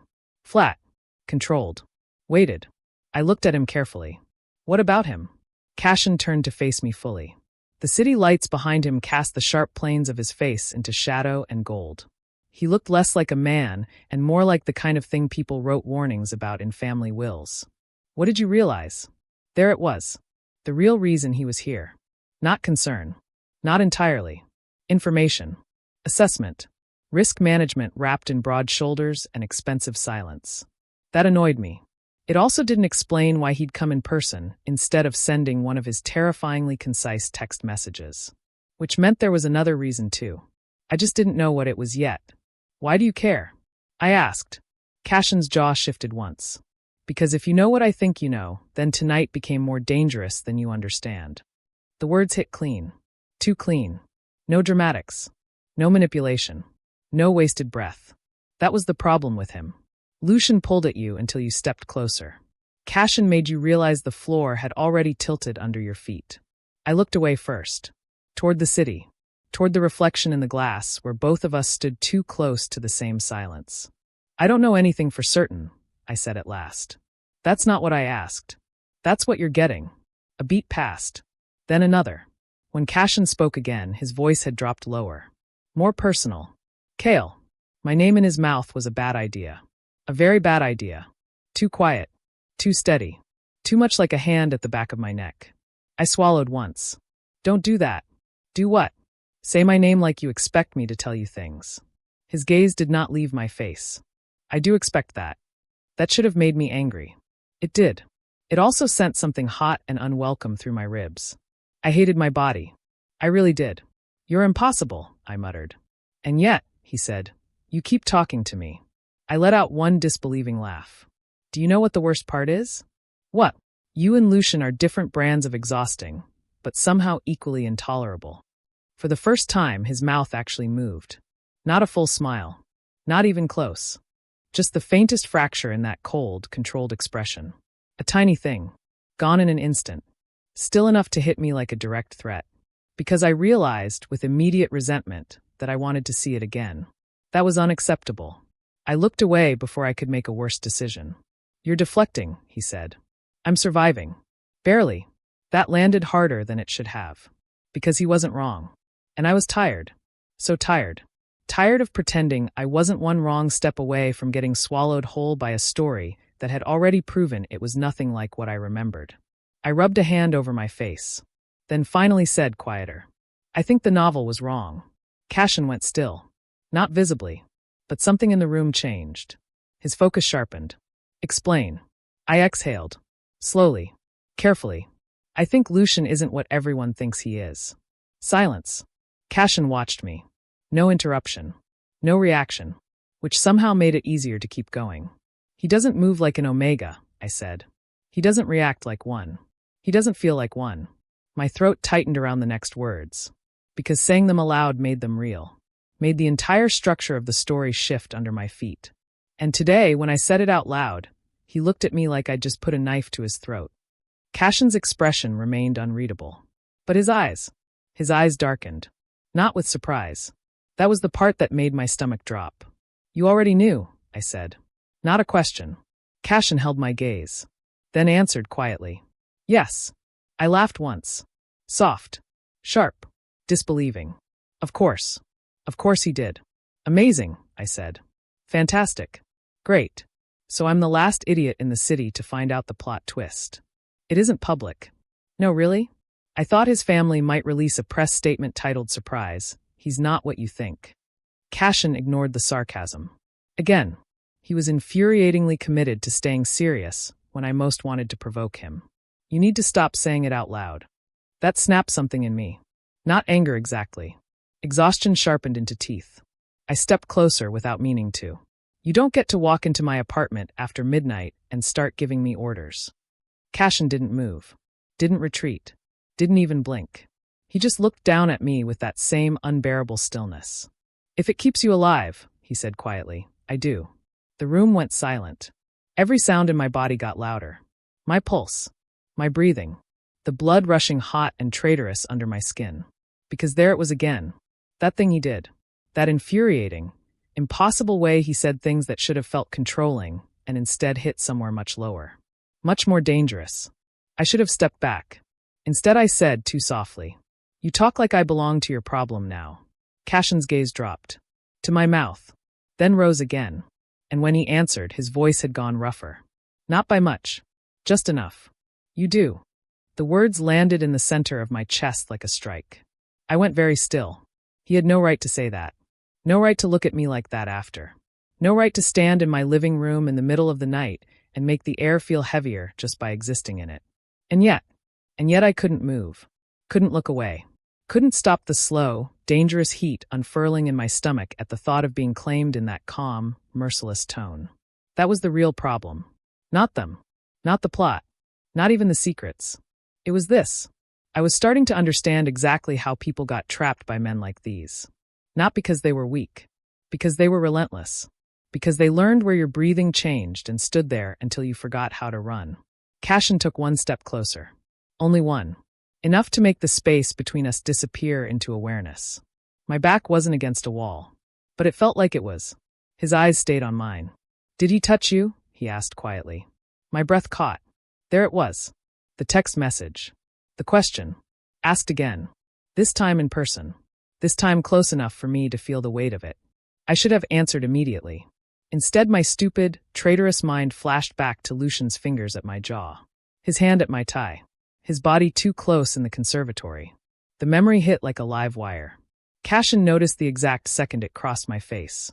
Of course he did. His jaw hardened. Just slightly. But enough.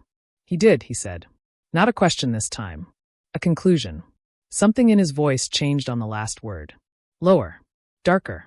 Controlled too tightly. My throat went dry. It wasn't. I stopped. Because I didn't know how to finish that sentence. It wasn't what? Threatening? Intentional? A problem? A lie? None of those would have been true. Cashin's gaze didn't leave me. It wasn't what? That tone again. Quiet pressure. No escape route. I looked away first. To his shoulder. To the open collar of his dark shirt. Anywhere but his eyes. It wasn't like that. A beat passed. Then another. When he spoke again, his voice was so low it barely sounded like speech. You're shaking. I frowned. No, I'm not. Kale. I hated that he was right. I hated more that I hadn't even noticed. Because somewhere between Lucian's house and this conversation, tension had wound itself so tightly through me that my body had started betraying me in tiny, humiliating ways. My fingers. My breathing. The slight unsteadiness under my skin. Cashin noticed all of it. His hand lifted slowly. No sudden movement. No chance to call it reflex. He gave me every opportunity to stop him. And somehow that made it worse. Because I didn't. His fingers closed gently around my wrist. Warm. Firm. Steady. The touch sent a clean electric pulse straight through me. I inhaled sharply. Cashin's thumb settled against the inside of my wrist, right over the frantic jump of my pulse. His eyes lowered to where he held me, then lifted again, and the look on his face hit harder than the touch. Not triumph, not smugness. Something darker. Something far more dangerous. Recognition. Like he had found the exact place I came undone. This, he said quietly, is what I meant. I swallowed. You're being very dramatic for someone who claims to hate games. This isn't a game. He stepped closer. I stopped breathing. Not because he touched more. Because he didn't. That was the problem. His hand stayed exactly where it was. His body remained just this side of contact. Enough space to deny. Nowhere near enough space to survive cleanly. Then what is it? I asked. His gaze dropped once more. To my mouth. And when he answered, the words felt like they were meant for the dark. A warning. The room tilted. My skin had gone too hot. My lungs too tight. And still, I could not force myself to step away. Because every instinct in my body understood what my mind was only just beginning to accept. Cashin Thorne was not flirting with me. Not really. He was marking territory without laying a hand on it. And God help me, I was aware of every second of it. My phone buzzed. The sound cut through the room like a blade. We both looked down. Still in Cashin's hand, my wrist twitched once. He released me. Slowly. Like letting go was a choice he had to make deliberately. I hated how much I felt the loss of that contact. I really hated it. I pulled my phone from my pocket. One glance at the screen made my stomach drop. Lucian. Again. Just one line. Is he still there? I stared at it. Then at Cashin. He had already read my face. Lucian, he said. I didn't answer. Didn't need to. His expression cooled further. Which was impressive, considering he already looked like winter given human form. Don't reply. I looked up sharply. You don't get to confiscate my free will. No, he said. Just your bad decisions. I opened my mouth. Then shut it. Because, annoyingly, there were too many possible interpretations of that sentence, and every single one of them was making my pulse worse. I typed anyway, because I was still, at my core, committed to making my own life harder. Unfortunately, the reply came instantly. That's not an answer. I stared. Then typed. Why are you both acting like I'm a hostage exchange? Lucian. Because he shouldn't be in your apartment. Before I could decide whether to answer, my phone buzzed again. Another message. Same number. Open the door. I went still. Completely still. I looked at the screen. Then at Cashin. Then back at the screen. Open the door. My blood went cold. Cashin saw the shift in my face immediately. What? I held up the phone. He read it. His entire expression changed. Not dramatically. Worse. Everything in him went sharper. Colder. More dangerous. No, I said immediately. Not to him. To the universe. To the plot. To every poor decision that had led me here. No, absolutely not. No one else is coming into my home tonight. The intercom rang. Once. Then again. Then a third time. Not frantic. Not impatient. Measured. Deliberate. Like the person on the other end knew I was already spiraling and was enjoying the pacing of it. I looked toward the entry hall like it had personally betrayed me. Cashin moved first. Crossed the room with terrifying calm and stopped near the wall screen as the intercom buzzed again. He pressed the display. The camera feed lit up. Lucian stood in the private entrance lobby below. Dark coat. Hands in his pockets. Head tilted slightly upward toward the camera. He looked beautiful. Elegant. Refined. And in that exact moment, so deeply, unmistakably dangerous that my stomach dropped straight through the floor. He smiled when he saw the camera turn on. Slowly. Cashin, he said through the speaker, voice smooth as silk dragged over a blade. You beat me here. Cashin's face went still in that particular way that meant someone, somewhere, should probably start writing wills. Go home, Lucian. Lucian's smile didn't move. You're in his apartment. The emphasis hit like a hand sliding down my spine. Mine. His. Claim. Territory. This was not normal. None of this was normal. I stepped forward. Absolutely not, I said flatly. No. Whatever this is, no. I'm not hosting whatever deranged pissing contest the two of you apparently planned at midnight. Lucian's eyes shifted past the camera, as if he could see me through the screen alone. Kale, he said softly. Open the door. That should not have done anything to me. It did. Not because of fear. Because of the quiet certainty in his voice. The assumption. The confidence that if he asked in the right tone, I would. I hated that. Cashin looked at me. Not the screen. Me. Don't. One word. Low. Controlled. Immediate. Lucian's smile thinned. How interesting, he murmured. You sound territorial. Cashin's jaw tightened. Leave. No. The word came from Lucian this time. Still calm. Still smooth. Still somehow more threatening for how little force it carried. Not while you're alone with him. My heartbeat stuttered. Cashin's eyes didn't leave mine. You are not opening that door. I looked at him. Then at the screen. Then at the screen again. Lucian stood below like temptation and disaster had tailored themselves into human form. Cashin stood beside me like a locked gate. And in the center of it all, I realized the truth with sudden, exhausted clarity. It was already too late. Too late to call this curiosity. Too late to pretend their attention was casual. Too late to believe I could just step out of this and go back to being a side character in my own survival plan. Because somehow, somewhere, without ever agreeing to it, I had become the thing they were both starting to reach for. And that was the most dangerous position in the world. The intercom went silent. Then my phone buzzed again. Lucian. One final message. If you let him stay, I'm coming up anyway. I stared at the words. Then slowly looked up. Cashin was already watching me. Waiting. Steady. Certain. Outside, beyond the penthouse windows, the city glowed like a witness. Inside, my home no longer felt like mine. Not with one alpha in my living room and another at the door. Not with both of them already pressing against the edges of my life. Not when every instinct I had was screaming the same thing. This was only the beginning. I should have called security. That would have been the normal response. A sane response. A legally defensible response. Instead, I stood in my own living room at 1 a.m, staring at the intercom screen while one alpha waited downstairs and the other stood beside me like a blade someone had left unsheathed in the middle of my apartment. My phone was still in my hand. Lucian's last message glowed on the screen. If you let him stay, I'm coming up anyway. I looked at it. Then at Cashin. Then back at the screen. And somewhere in the center of all that madness, I became painfully aware of one simple fact. This was no longer a situation I could solve with sarcasm. Which was deeply upsetting, because sarcasm was usually all I had. The intercom buzzed again. Once. Then silence. Cashin didn't look at the screen. He looked at me. That was somehow worse. He's not coming up, he said. I let out a short laugh. That's adorable. You say that like Lucian Ashford has ever once in his life respected a boundary. Cashin's gaze stayed on mine. Steady. Unreadable. He'll respect this one. Why? A beat passed. Then, in that same calm voice that always seemed to land exactly where it shouldn't, he said. Because I'm telling him to. That should not have done anything to me. It did. A hot, ugly pulse low in my stomach. Not because of the words. Because of the certainty.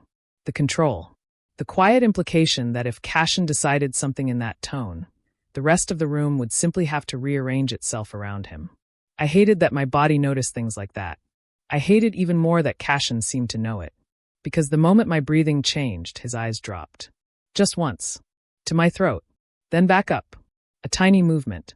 Still enough to make heat crawl under my skin. I folded my arms harder. You're both insane. Probably. I blinked. That answer was not what I expected.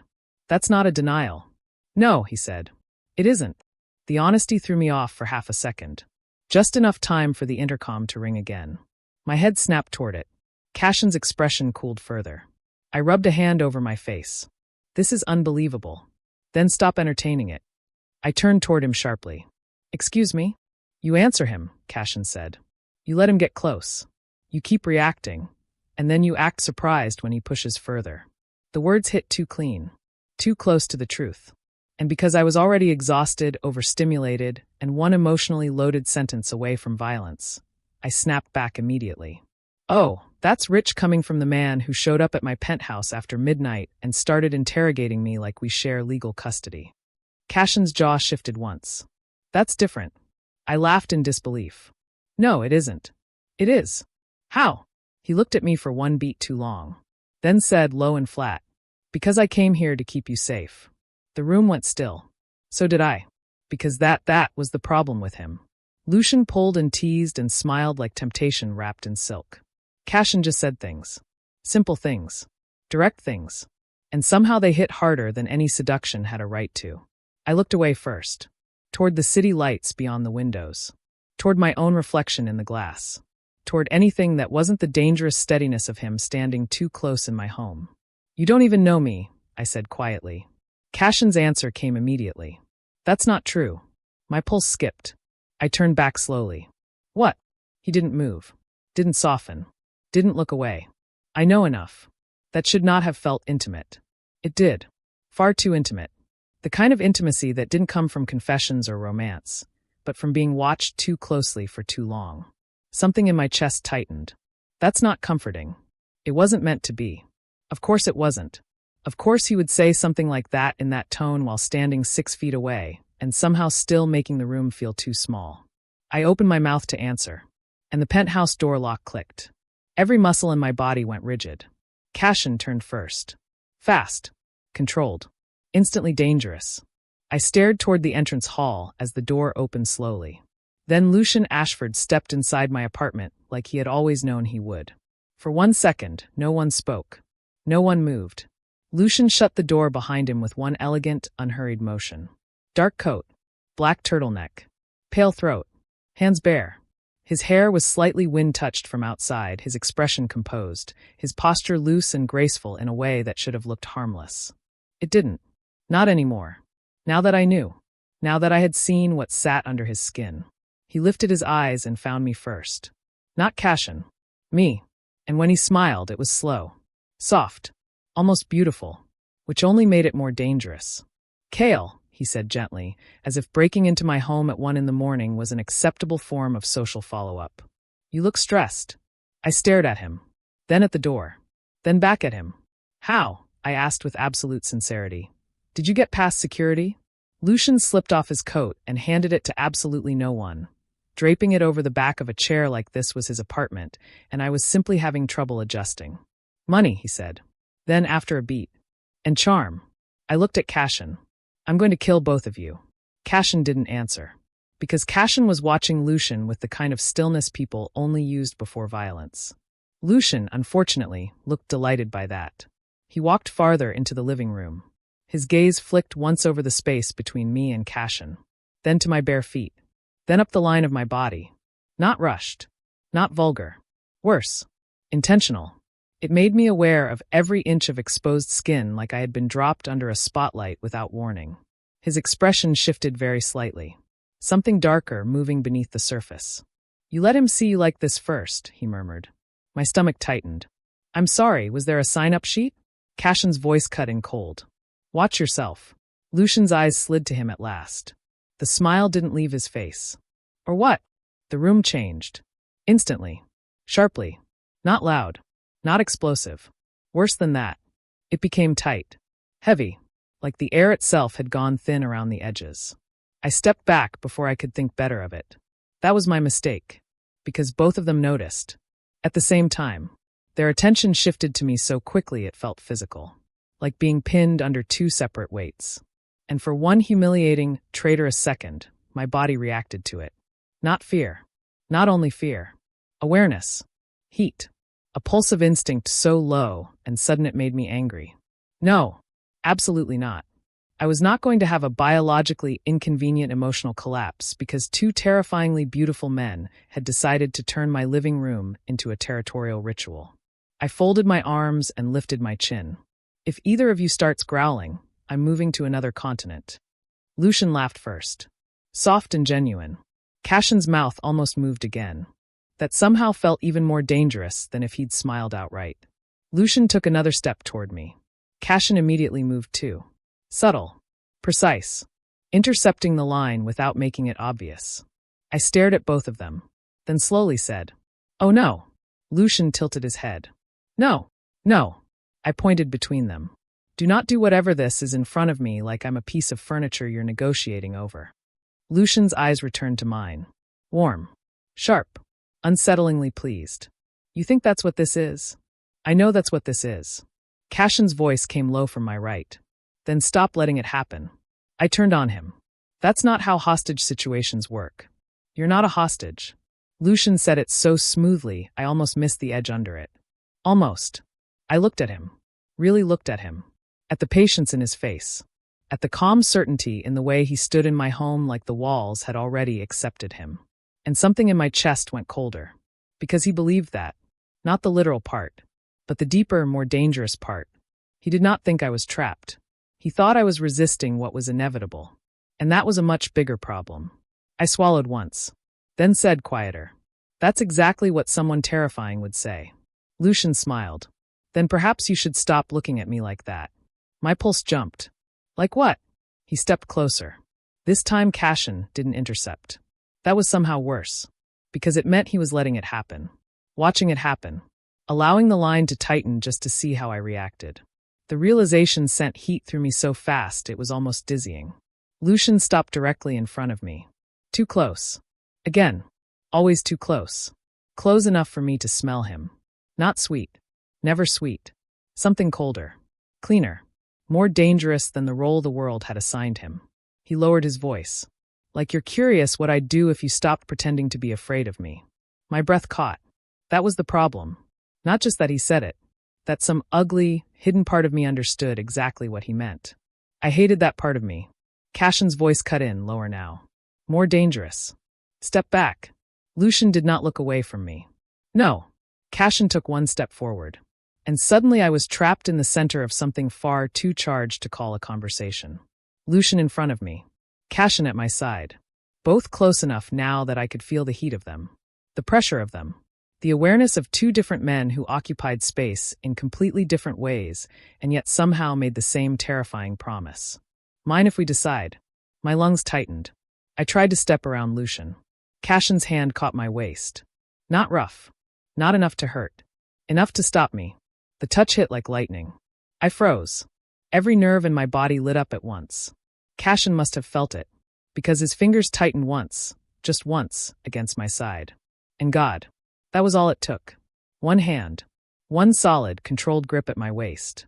One instant of being held in place. And my body betrayed me so completely I nearly hated myself for it. My breath shook. Lucian's eyes dropped immediately. To Cashin's hand. Then to my face. Then lower. To the exact point where my chest rose too fast under my shirt. His expression changed. Not softer. Not kinder. Worse. Interested. Hungry in that elegant, patient way of his that felt far more dangerous than open lust. "There it is," Lucian murmured. I looked at him sharply. "What?" His gaze held mine. The real reaction. Heat climbed violently up my throat. "You're both deranged." Cashin's hand remained at my waist. Steady. Unmoving. Like he was waiting to see if I'd try to pull away again. I should have. I didn't. That was the real humiliation. That I stood there and let him keep me. Lucian noticed that too. Of course he did. His smile deepened slightly. Then he reached up. Slowly. Deliberately. Gave me every chance to stop him. And brushed his fingers against the side of my throat. I sucked in a breath. Cashin's grip on my waist hardened instantly. The room went silent. Completely silent. I could feel all three of us breathing. That was it. Just breathing. And somehow it felt more intimate than kissing would have. Lucian's fingertips remained at my throat for one unbearable second too long. His voice dropped to a near whisper. "Do you have any idea," he said softly, "how badly you've been shaking us apart?" My heart slammed once against my ribs. I stared at him. Then at Cashin in my peripheral vision. Then back at Lucian. Because for the first time since this all began, they weren't hiding it. Not even a little. Not the rivalry. Not the tension. Not the fact that whatever existed between them had changed the second I got pulled into the center of it. I should have been terrified. I was. But terror wasn't the only thing clawing through me anymore. And that was the part that felt the most dangerous. I knocked Lucian's hand away first. Then twisted sharply out of Cashin's grip and put 3 solid steps between all of us. Breathing too fast. Skin too hot. Pulse pounding like my body had lost all sense of self-preservation. "No," I said. Both of them looked at me. "No," I repeated, firmer now, even though my voice still came out thinner than I wanted. "Whatever this is, no. You do not get to stand in my apartment and act like I'm some mutual acquisition." Lucian's expression didn't change. Cashin's didn't either. Which, somehow, was worse than if either of them had argued. I pointed at Lucian first. "You break into my life like you've already decided I'm yours to corner."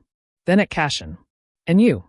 I almost lost my train of thought when my eyes dropped to his hand, and my body instantly remembered what it had felt like around my waist. Traitor. I forced myself to continue. You keep touching me like I'm already under your protection, and I never asked for that. Cashin's gaze sharpened. Lucian softened in a way that did not comfort me even slightly. I laughed once under my breath. Short. Unsteady. This is insane. Silence. Then Cashin said quietly, You're right. That stopped me. Lucian glanced at him. Cashin looked only at me. So leave. I blinked. What? His voice stayed low. Steady. Mercilessly calm. Tell us to leave. Clearly. Once. I stared at him. The room went still again.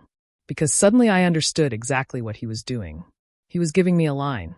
A real one. A clean one. And the most terrifying part of all was that he was making me prove whether I actually wanted it. Lucian had understood too. I could feel it in the silence. In the way neither of them moved. Neither of them spoke. Neither of them pushed. Just watched. Waited. My throat went dry. Because I should have said it. I should have looked at both of them and told them to get out. That would have been the sane thing. The safe thing. The only thing. But standing there in the center of my own living room, still warm where Cashin had held me, still tingling where Lucian had touched my throat. I couldn't make the words come. And the second that silence stretched too long, both of them knew. Lucian exhaled first. Softly, like something had just confirmed itself. Cashin's jaw tightened once. Not in victory. Something darker. Something more dangerous than that. Recognition. My pulse went wild. That's not fair, I said. Lucian's voice was almost gentle. No, Kale. He took one slow step forward. What's unfair, he said, is the way you keep looking at us like you expect us to walk away. That hit somewhere low and ugly inside me. Because he was right. And because some part of me had already started understanding they wouldn't. Not easily. Not cleanly. Not after this. Cashin moved next. Not toward Lucian. Toward me. And when he stopped, he was close enough again that I could feel the shape of him in the air between us. He looked down at me with that same impossible stillness. Then said, quiet enough that it felt private even with Lucian still in the room. You want honesty? My heartbeat stumbled. I said nothing. Couldn't. Cashin's gaze held mine. Unflinching. You should have run the first day. The words landed like a hand closing around my throat. Because there it was. No pretense. No flirtation. No room left to misread. A confession. A warning. And maybe the worst part of all. It didn't sound like a threat. It sounded like regret. Lucian smiled beside him. Small. Beautiful. Terrible. He's right, Lucian said softly. You were safer when you hated us. I stared at them both. Breathing shallow. Mind spinning. Body too aware. Too alive.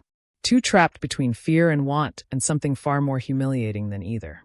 Because standing there, with both of them finally saying the quiet parts out loud, I understood the truth in one cold, devastating flash. I had already lost the point where this could have stayed simple. This wasn't a misunderstanding anymore. This wasn't curiosity. This wasn't just attraction. It was worse. Because they had both reached the same conclusion. And now that they had, they were never going to let it go. My phone buzzed again. The sound made all three of us look down. One new message. Unknown number. No contact. No name. Just a single line. Do you think they'll still want you when they find out what you are? My blood turned to ice. I stared at the screen. Then read it again. My mouth went dry instantly. Not because of the message itself. Because of the last three words. What you are. Cashin noticed the shift in my face first. Lucian moved closer immediately after. What is it? Cashin asked. I didn't answer. Couldn't. Because suddenly the room felt wrong. Too warm. Too close. Too tight. My skin had gone hypersensitive in the space of one breath. My shirt felt rough against my chest. My pulse was too fast. And under all of it, something strange. Something hot.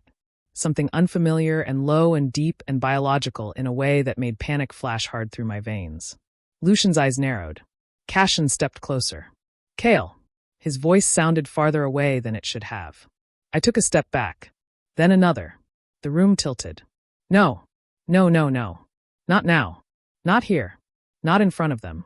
A faint, unfamiliar sweetness slipped into the air. Barely there. Soft. Warm. Wrong. Lucian went still. Completely still. Cashin's expression changed instantly. Both of them looked at me, and the way they looked at me this time made my stomach drop straight through the floor. Not because they were shocked, because they understood before I did. My breathing turned shallow. My body felt suddenly too warm, too sensitive, too aware of every inch of skin and every inhale and every gaze on me. No, that wasn't possible. That couldn't be. Lucian said my name first. Quietly, like he was trying not to startle something already cornered. Kale. Cashin's voice came lower. More dangerous. More controlled. Don't move.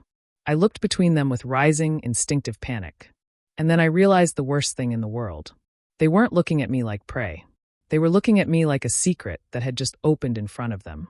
And somehow, for the first time since I entered this story, I knew with sick certainty that the real disaster had only just begun. For 3 full seconds, no one moved. Not me. Not Cashin. Not Lucian. The room had gone so quiet that I could hear the sound of my own breathing. Too shallow, too uneven, too sharp in my ears. And underneath it, something else. Something wrong. Something hot and slow and spreading under my skin like a fever that had been waiting for permission to wake up. I stood there staring at my phone, still seeing the message burn behind my eyes.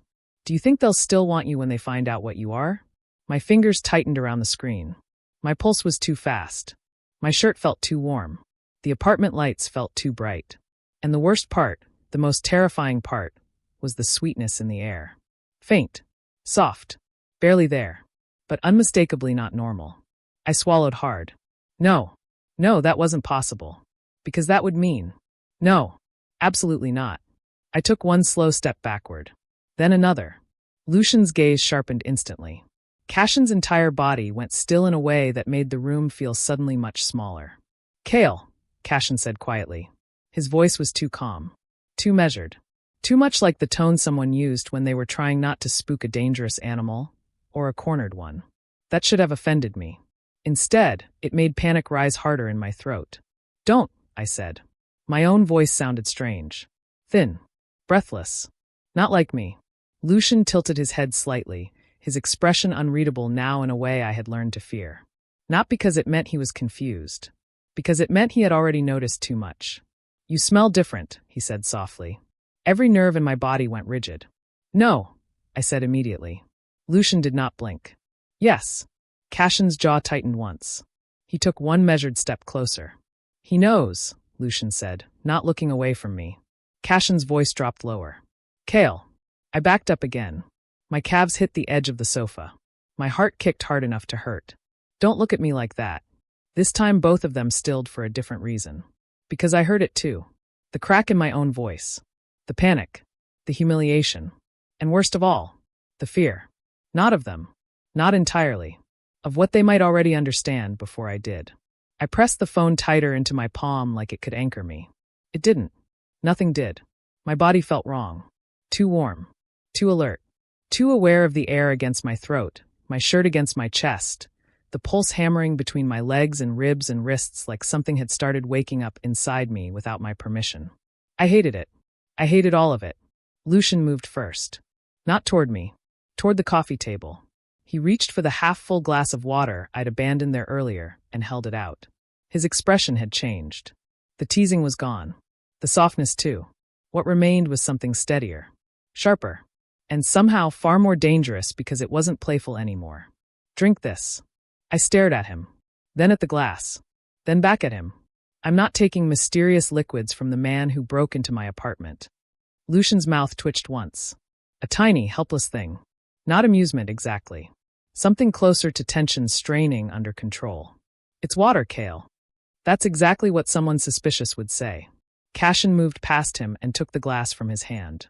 For one insane second, the possessive little shift in Lucian's gaze made me want to laugh. Then Cashin crouched in front of me. And I forgot how. My breath caught instantly. Because this was somehow worse than him standing over me. Cashin at eye level was not less intimidating. It was more intimate. Much more dangerous. His broad shoulders blocked part of the room. His expression steady and unreadable as he held the water toward me like I was something volatile and breakable at the same time. I hated how much that affected me. Drink, he said. Not sharp. Not harsh. Low. Firm. The kind of tone that settled into your spine before your mind had time to object. I stared at the glass, then at him. Then, because my body had officially become my enemy, and I suddenly needed something to do with my hands before I lost my mind, I took it. My fingers brushed his. The contact lasted less than a second. It still sent a hot current straight through me. Cashin noticed. Of course he noticed. His eyes flicked to my face. My grip on the glass tightened. I drank too fast. Cold water hit my throat and did absolutely nothing to cool the heat crawling under my skin. Great. Amazing. My body was staging a mutiny and hydration was apparently not enough to stop it. Lucian was still watching me. That elegant, impossible face had gone very still. Very intent. Like he was mentally rearranging 10 different pieces of information at once and arriving at conclusions I absolutely did not want to hear out loud. I put the glass down too quickly. Say it, I snapped. Both of them looked at me. I laughed once. Tight. Humiliating. Thin with nerves. Go ahead. You're both doing that thing where you know something and you're trying to pretend you're being subtle. Lucian's gaze sharpened. Cashin rose to his feet. Neither answered immediately, which somehow made it worse. Then Lucian spoke, quiet and careful. How old were you when you presented? I stared at him, then barked out a laugh. Not because it was funny, because it was so absurd I didn't know what else to do. Presented. Lucian's expression did not change. Cashin's jaw hardened. My pulse started racing faster. No, no, no, because I knew what he meant. I knew exactly what he meant. In this world, presentation wasn't a metaphor. It was biological fact. Alpha, beta, omega. The thing that decided your place in the social structure before you were even old enough to hate it. And in Kale Arden's life, this life, I had memories. Messy ones. Incomplete ones. Not fully mine, but there. Doctors. Supplements.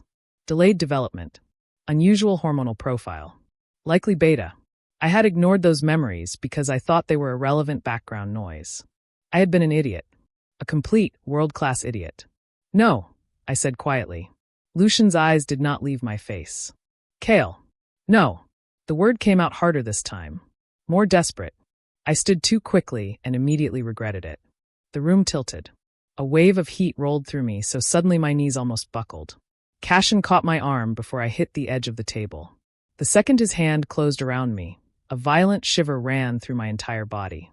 I sucked in a breath so sharply it hurt. Cashin froze. Completely.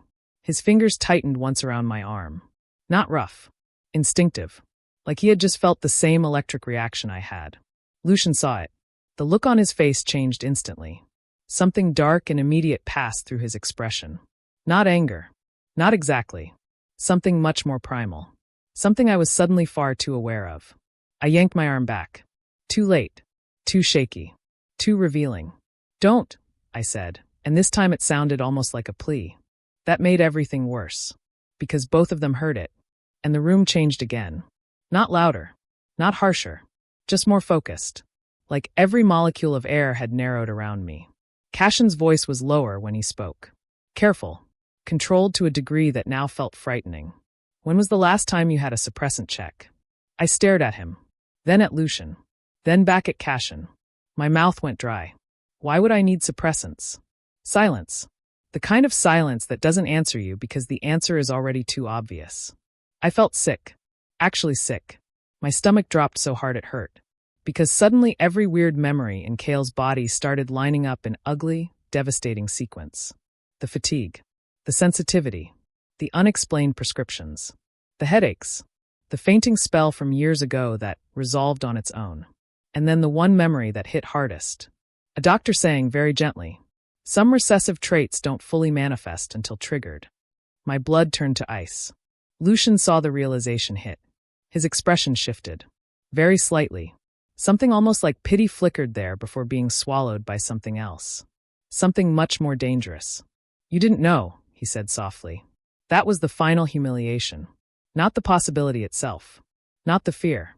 That they knew before I did. That my own body had betrayed me in front of them before I even understood what it was doing. I laughed once. Then again. Thin. Frayed. A little too close to panic. No, I said, voice cracking around the edges. No, because apparently my life wasn't humiliating enough yet. The sweetness in the air deepened. Not strong. Still subtle. But there. Warm now. Soft and unfamiliar and wrong enough to make my skin crawl. Lucian inhaled once. So softly I almost missed it. Cashin noticed immediately. His eyes cut to Lucian with a warning so cold I felt it from across the room. Lucian lifted one brow. I'm breathing, Cashin. Control it. You first. The sharpness between them made something in my spine tighten. Not because I was scared of them fighting. Because I suddenly understood, in a deeply unwelcome way, that whatever was happening to me was doing something to them too. That was bad. That was very, very bad. I backed away again. This time toward the hallway. Toward distance. Toward the only door in the apartment that still felt remotely mine. I'm going to bed, I said. My voice was too fast. Too brittle. And tomorrow I'm going to find a doctor and they're going to tell me this is a bizarre hormonal error, and then I'm going to erase tonight from my memory. Neither of them moved, which should have reassured me. It didn't, because they were watching me with the same impossible intensity, and now there was something new under it. Not just possession, not just attraction, concern, protective instinct, and somehow that felt more dangerous than either. Lucian spoke first. You shouldn't be alone. I absolutely should. Cashin's voice came lower. More final. No. I looked at him sharply. You don't get to decide that. His expression didn't change. Tonight I do. The answer hit like a spark to dry wire. I stared at him. Excuse me? If your designation is destabilizing, he said, you could spike in your sleep. I blinked. Then blinked again. That sounds fake. Lucian folded his arms. It isn't. Convenient. Kale. Something in Lucian's voice made me look at him. And when I did, I saw it. Not manipulation. Not mockery. Real seriousness.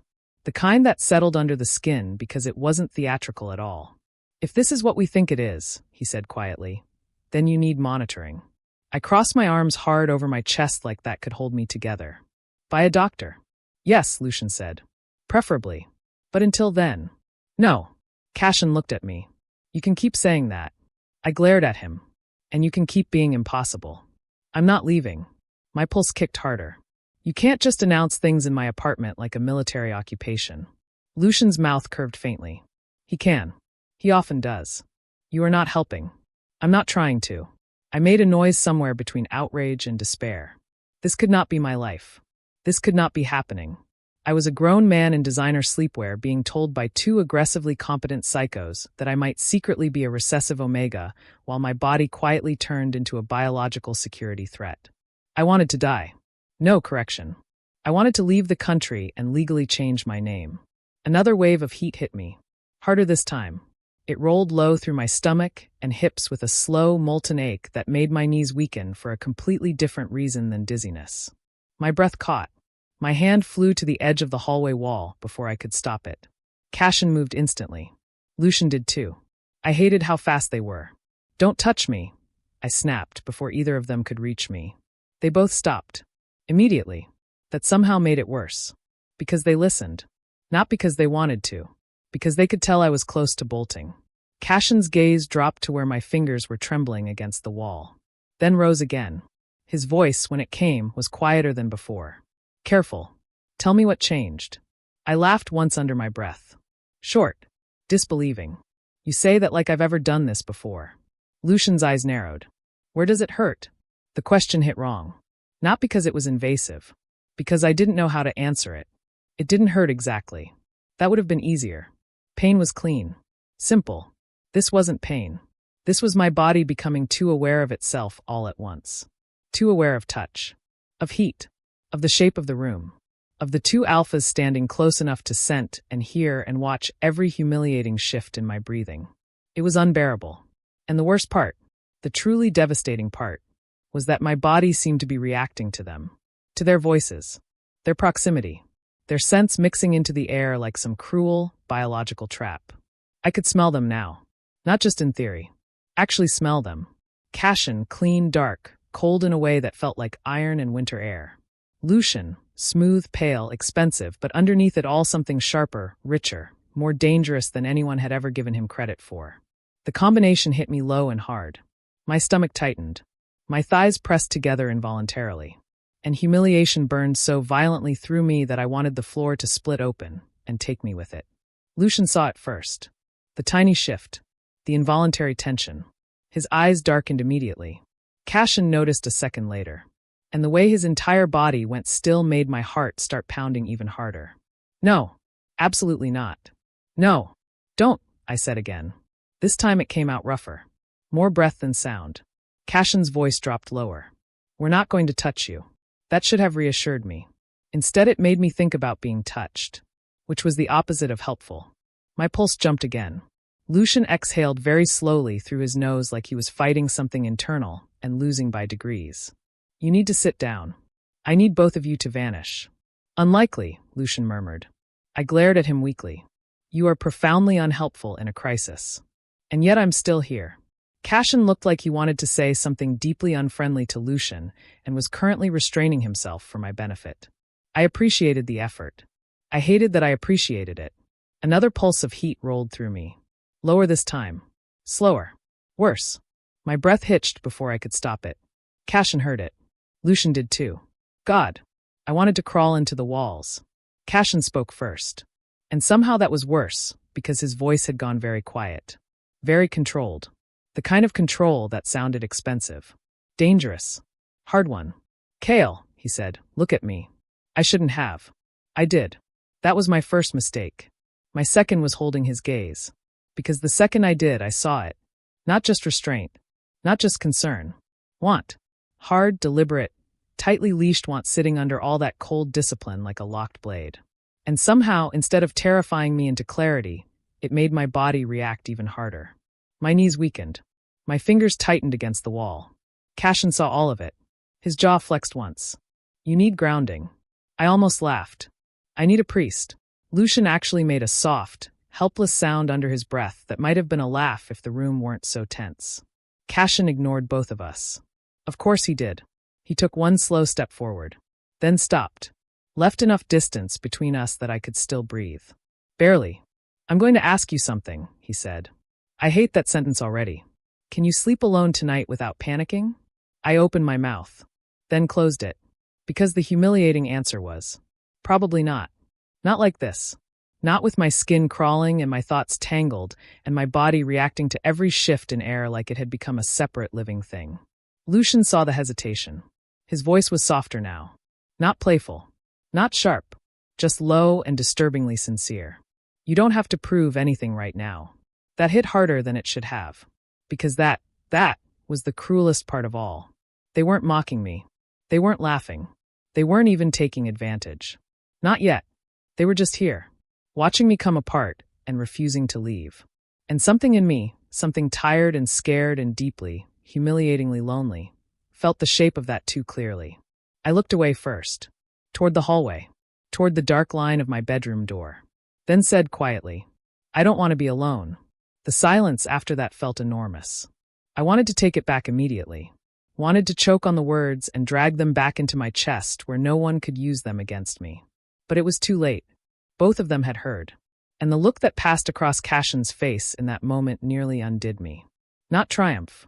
Not satisfaction. Something far worse. Tenderness strangled by control. Lucian's expression changed too. His eyes softened in a way that made him look suddenly, devastatingly dangerous for a completely different reason. Like kindness from men like them was just another form of capture. Cashin spoke first. Low. Steady. Then you won't be. My throat tightened. Lucian stepped a little closer. Not enough to crowd. Enough to be felt. We'll stay. That should have alarmed me. It did. It also sent something warm and terrible through my chest. I hated that. Hated all of this. But my body was still too hot, my thoughts too blurred, and the idea of the apartment going dark while I lay alone in bed with this thing unraveling inside me suddenly felt much worse than the alternative. I looked between them, then muttered, because I had to preserve some part of my dignity before the universe fully stripped me bare. If either of you makes this weird, I'm jumping out the window. Lucian's mouth curved. You're on the penthouse level. Then I'll do it dramatically. Cashin's mouth almost moved again. Almost. That tiny, impossible fracture in his composure hit me harder than it should have. He looked at me for one long second. Then very quietly said, Come on. Just that. No pressure. No force. No smugness. And maybe that was why I followed. Because he didn't reach for me. Didn't command. Didn't corner. He just turned toward the bedroom, hallway like he already knew I'd come if he gave me the space to choose it myself. I hated how much that worked. Lucian walked behind us. Of course he did. A nightmare escort. A very elegant security threat. By the time we reached the bedroom, my skin felt too sensitive to air itself. The room was dim, lit only by the city glow spilling in through the floor-to-ceiling windows. My bed looked enormous. Too white. Too exposed. Too intimate suddenly with both of them standing near it. I stopped dead at the edge of the room. This is deeply cursed. Lucian leaned against the doorframe. A fair assessment. Cashin looked at the bed. Then at me. Then, with the same unbearable practicality that made him both useful and impossible, asked, "Which side do you sleep on?" I stared at him. Then laughed. Actually laughed. Half hysterical. Oh, good, yes, let's focus on logistics while my entire endocrine system is trying to kill me. Lucian folded his arms. I'd argue this is exactly when logistics matter most. I looked at both of them and realized, with bleak clarity, that I had somehow ended up in the world's least conventional medical emergency. Amazing. I wanted to scream. Instead, I stripped the comforter back with too much aggression and climbed into bed like I was filing a complaint with the universe. Then immediately regretted existing. Because the sheets were cool against my overheated skin, and my body reacted so sharply to the contrast that I had to bite back a sound. Cashin noticed. Lucian did too. Of course they did. There was no God. Only humiliation. I rolled onto my side and dragged the blanket up to my chin. No one speak. Lucian's voice came soft from somewhere near the windows. That seems unrealistic. Then choke on your realism. A pause. Then Cashin's voice from closer than before. Try to sleep. I cracked one eye open. He was sitting in the armchair near the bed. Suit jacket off now. Sleeves rolled once at the forearm. Head slightly bowed as he adjusted his cuff. Lucian had taken the chaise near the windows like some predatory painting come to life.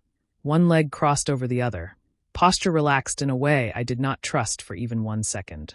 They looked like two men waiting outside an operating room. Or two kings guarding a hostage. I wasn't sure which interpretation was worse. I closed my eyes again. The room settled. Not silent. Just quieter. The city glowed outside. The sheets cooled slowly under my skin. And somewhere in the dark, between my own ragged breathing and the steady presence of two men who should have ruined me by now and somehow hadn't, I felt the first terrible crack of safety. That was the most dangerous thing of all. Not the heat. Not the scent. Not the hidden designation. It was this. My body was unraveling. My life was becoming unrecognizable. And somehow, against all common sense, the first place I no longer wanted to be alone was between them. I didn't know when I fell asleep. Only that I woke sometime later with my body burning. Actually burning. Not metaphorically. Not poetically. Burning. My sheets were twisted around my legs. My skin was damp. My breathing had gone thin and shallow all over again. And the ache in my body. God. It was worse now. Lower. Deeper. An unbearable pulse of heat and need and pressure that made no sense and felt like it was peeling my nerves open from the inside. I made a sound before I could stop it. A small one. Broken. The room shifted instantly. Movement. Then Cashin's voice, low and immediate. Kale. Lucian was closer too. Too close. The scent in the room had thickened. Not mine. Theirs. Controlled, but only barely. I pushed weakly at the blankets, disoriented and hot, and suddenly too aware of the way my own body was arching toward cool air and solid touch at the same time. No. No, no, no. Not like this. Not in front of them. Not ever. But when I opened my eyes, both of them were already there. And the way they looked at me told me, with sick certainty, that whatever happened next, there was no going back after it. I woke with a hand clamped over my own mouth. Not because someone had put it there. Because the sound trying to leave me was too humiliating to survive. My whole body felt wrong. Burning. Aching.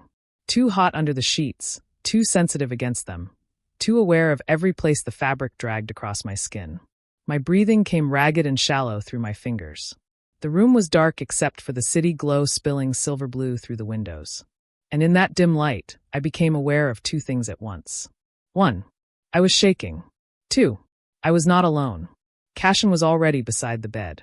Lucian stood a few feet behind him near the windows, unnaturally still, his silhouette sharp in the dark. Both of them were awake. Both of them were watching me. And the way they looked at me made panic hit hard enough to make my stomach twist. Not because they were cold. Because they were too focused. Too controlled. Too aware. Like they had already understood what my body was doing before I'd even fully surfaced into it. I dragged my hand from my mouth. Bad decision. A broken, breathless sound slipped out anyway. I wanted to die instantly. Cashin crouched beside the bed. Not touching me. Just close enough that I could feel the weight of his presence. His voice came low and steady. Look at me. I hated that those 4 words still did something to me. I hated more that I obeyed. His face was unreadable in the half-dark, but his eyes were sharp and fixed and too calm for the way my world was coming apart. Tell me what changed, he said. I swallowed hard. Even that felt too sharp. Too physical. Too much. Everything, I said hoarsely. Lucian moved closer then. Not to the bed. To the side table. He picked up the untouched glass of water from earlier and replaced it with a fresh one from the pitcher someone, one of them, apparently, had already brought in while I slept. That detail hit me in a strange, soft place I did not have the emotional stability to inspect. His voice was quieter than I expected. Can you breathe properly? I let out one laugh. It came out wrecked. No, I whispered. But that feels low on the list. Lucian's expression shifted. A tiny thing. Not amusement exactly. Something pained and fond and dangerous all at once. Cashin didn't react. Of course he didn't. He was still watching me like I was the center of a problem he intended to solve by force if necessary. My skin prickled under that attention. The blanket felt too heavy. My shirt felt unbearable. The air felt thick. And underneath all of it, low in my body, there was that same awful, throbbing ache. Slower now. Deeper. More insistent. Like something in me had stopped asking for permission and started demanding. I pressed my thighs together instinctively. Lucian saw it. Cashin did too. The silence after that nearly killed me. No one, I said immediately, voice rough with humiliation, is going to comment on that. Lucian looked away first, which somehow was worse than if he'd smiled. Cashin's jaw tightened. Then he said, with maddening practicality, "You're in heat." I stared at him, then at Lucian, then back at him. What a stunning diagnostic breakthrough. I snapped weakly. Should I call a medical journal? Lucian exhaled through his nose. Cashin remained entirely unoffended, which was honestly one of his most aggravating traits. Mocking this won't make it stop. I'm aware. My voice cracked on the last word. The room went still, because there it was again. That ugly, exposed edge. The one I kept trying to hide and kept failing to bury fast enough. I looked away from both of them and clenched my jaw. I was not going to fall apart. I was not. I had survived worse than this. Probably. Maybe. I didn't know anymore. Because this wasn't just fear or pain or embarrassment. This was my body turning traitor in front of 2 men I was already far too aware of. That was the worst part. Not the heat itself. Not even the designation reveal. It was this. My body wasn't reacting to some abstract biological event. It was reacting to them. Their voices. Their scents. Their proximity. The room smelled different now. Thicker. Darker. My own scent had turned warmer, softer, embarrassingly sweet in a way that made my skin crawl every time I caught it. And under it, Cashin. Cool, dark, grounded. Like winter steel. Lucian. Elegant and dangerous, his scent smoother but no less sharp for it. The combination wrapped around me until breathing felt like a mistake. I pushed the blanket off too abruptly. Cool air hit my overheated skin, and I sucked in a breath. Another mistake. Because suddenly I was painfully aware of myself. Bare legs tangled in sheets. Sleep shirt half-twisted from tossing. Collar pulled too loose at the throat. Both of them looking. Not crudely. Not hungrily in the obvious way. Worse. Like restraint itself had become a physical thing in the room. I dragged the blanket back up instantly. Lucian's voice came soft. You're overheating. And whose fault is that? The words left my mouth before I could stop them. The second they did, the room changed. Subtly. Dangerously. Cashin's gaze sharpened. Lucian's expression darkened just enough to make my pulse stutter.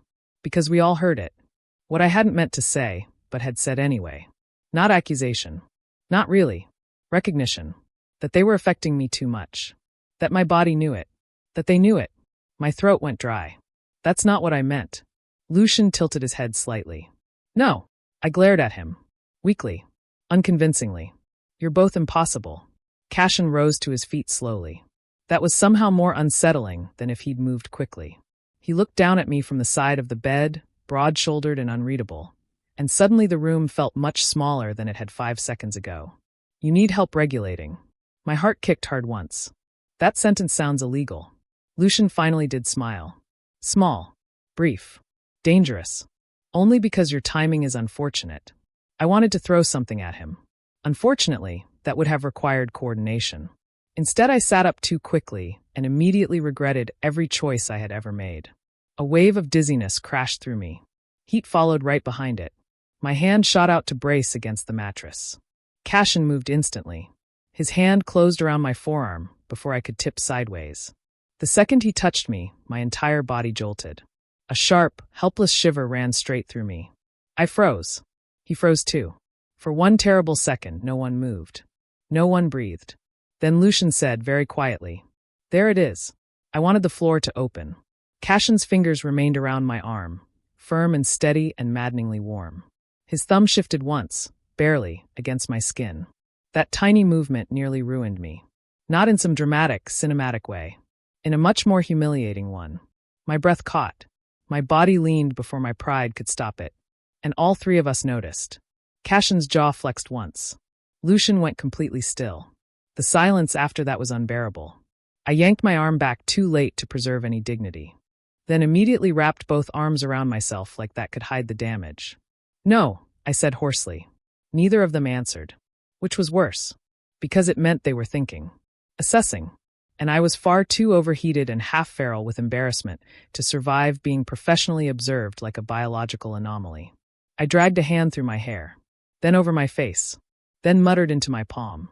"This is the worst night of my life." Lucian's answer came from somewhere near the window. I doubt that. I looked up. He was leaning against the frame now, posture elegant, expression too calm for a man standing in the blast radius of my unraveling. "Do you want me to start listing alternatives?" he asked softly. I stared at him, then laughed despite myself. Short. Frayed. Disbelieving. "I hate that you're funny under stress." His smile deepened a fraction. "You like that I'm funny under stress." Cashin cut in flatly. "Not helping." Lucian didn't look away from me. "It is helping." It was. That was the worst part. Because the room had become so tense, so biologically loaded and emotionally unbearable, that if Lucian hadn't kept dropping those infuriatingly smooth little comments into the silence, I might have actually climbed out the window. Instead, I was just dying internally. A much more manageable crisis.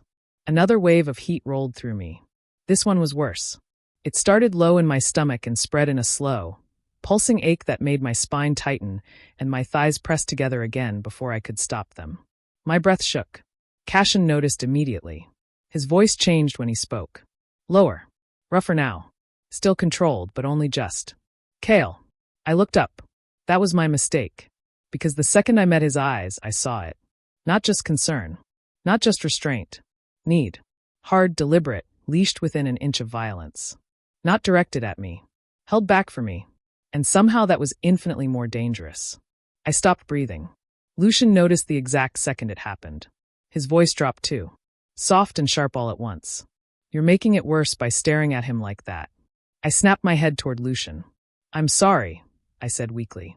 "Am I expected to manage this elegantly?" "No," Lucian said. Then, after the smallest pause, "Just honestly." The room went silent again. My pulse kicked harder. Because there it was. The thing both of them had been waiting for all night. Not compliance. Not surrender. Honesty. And I was beginning to understand that honesty with men like them was more dangerous than lying ever could have been. I swallowed hard. Then looked down at the sheets twisted in my hands. And because the night had already ruined me 6 separate ways, I said the 7th out loud too. Quietly. Without looking at either of them. "I don't know what I need." No one spoke for a second. Then Cashin said very calmly, "Yes, you do." I looked up sharply. He held my gaze. Steady. Merciless. "You just don't want to say it." That hit too close.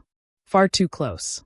Because somewhere under the panic and humiliation and heat, there was a truth I had been trying not to touch all night. Not because it wasn't there.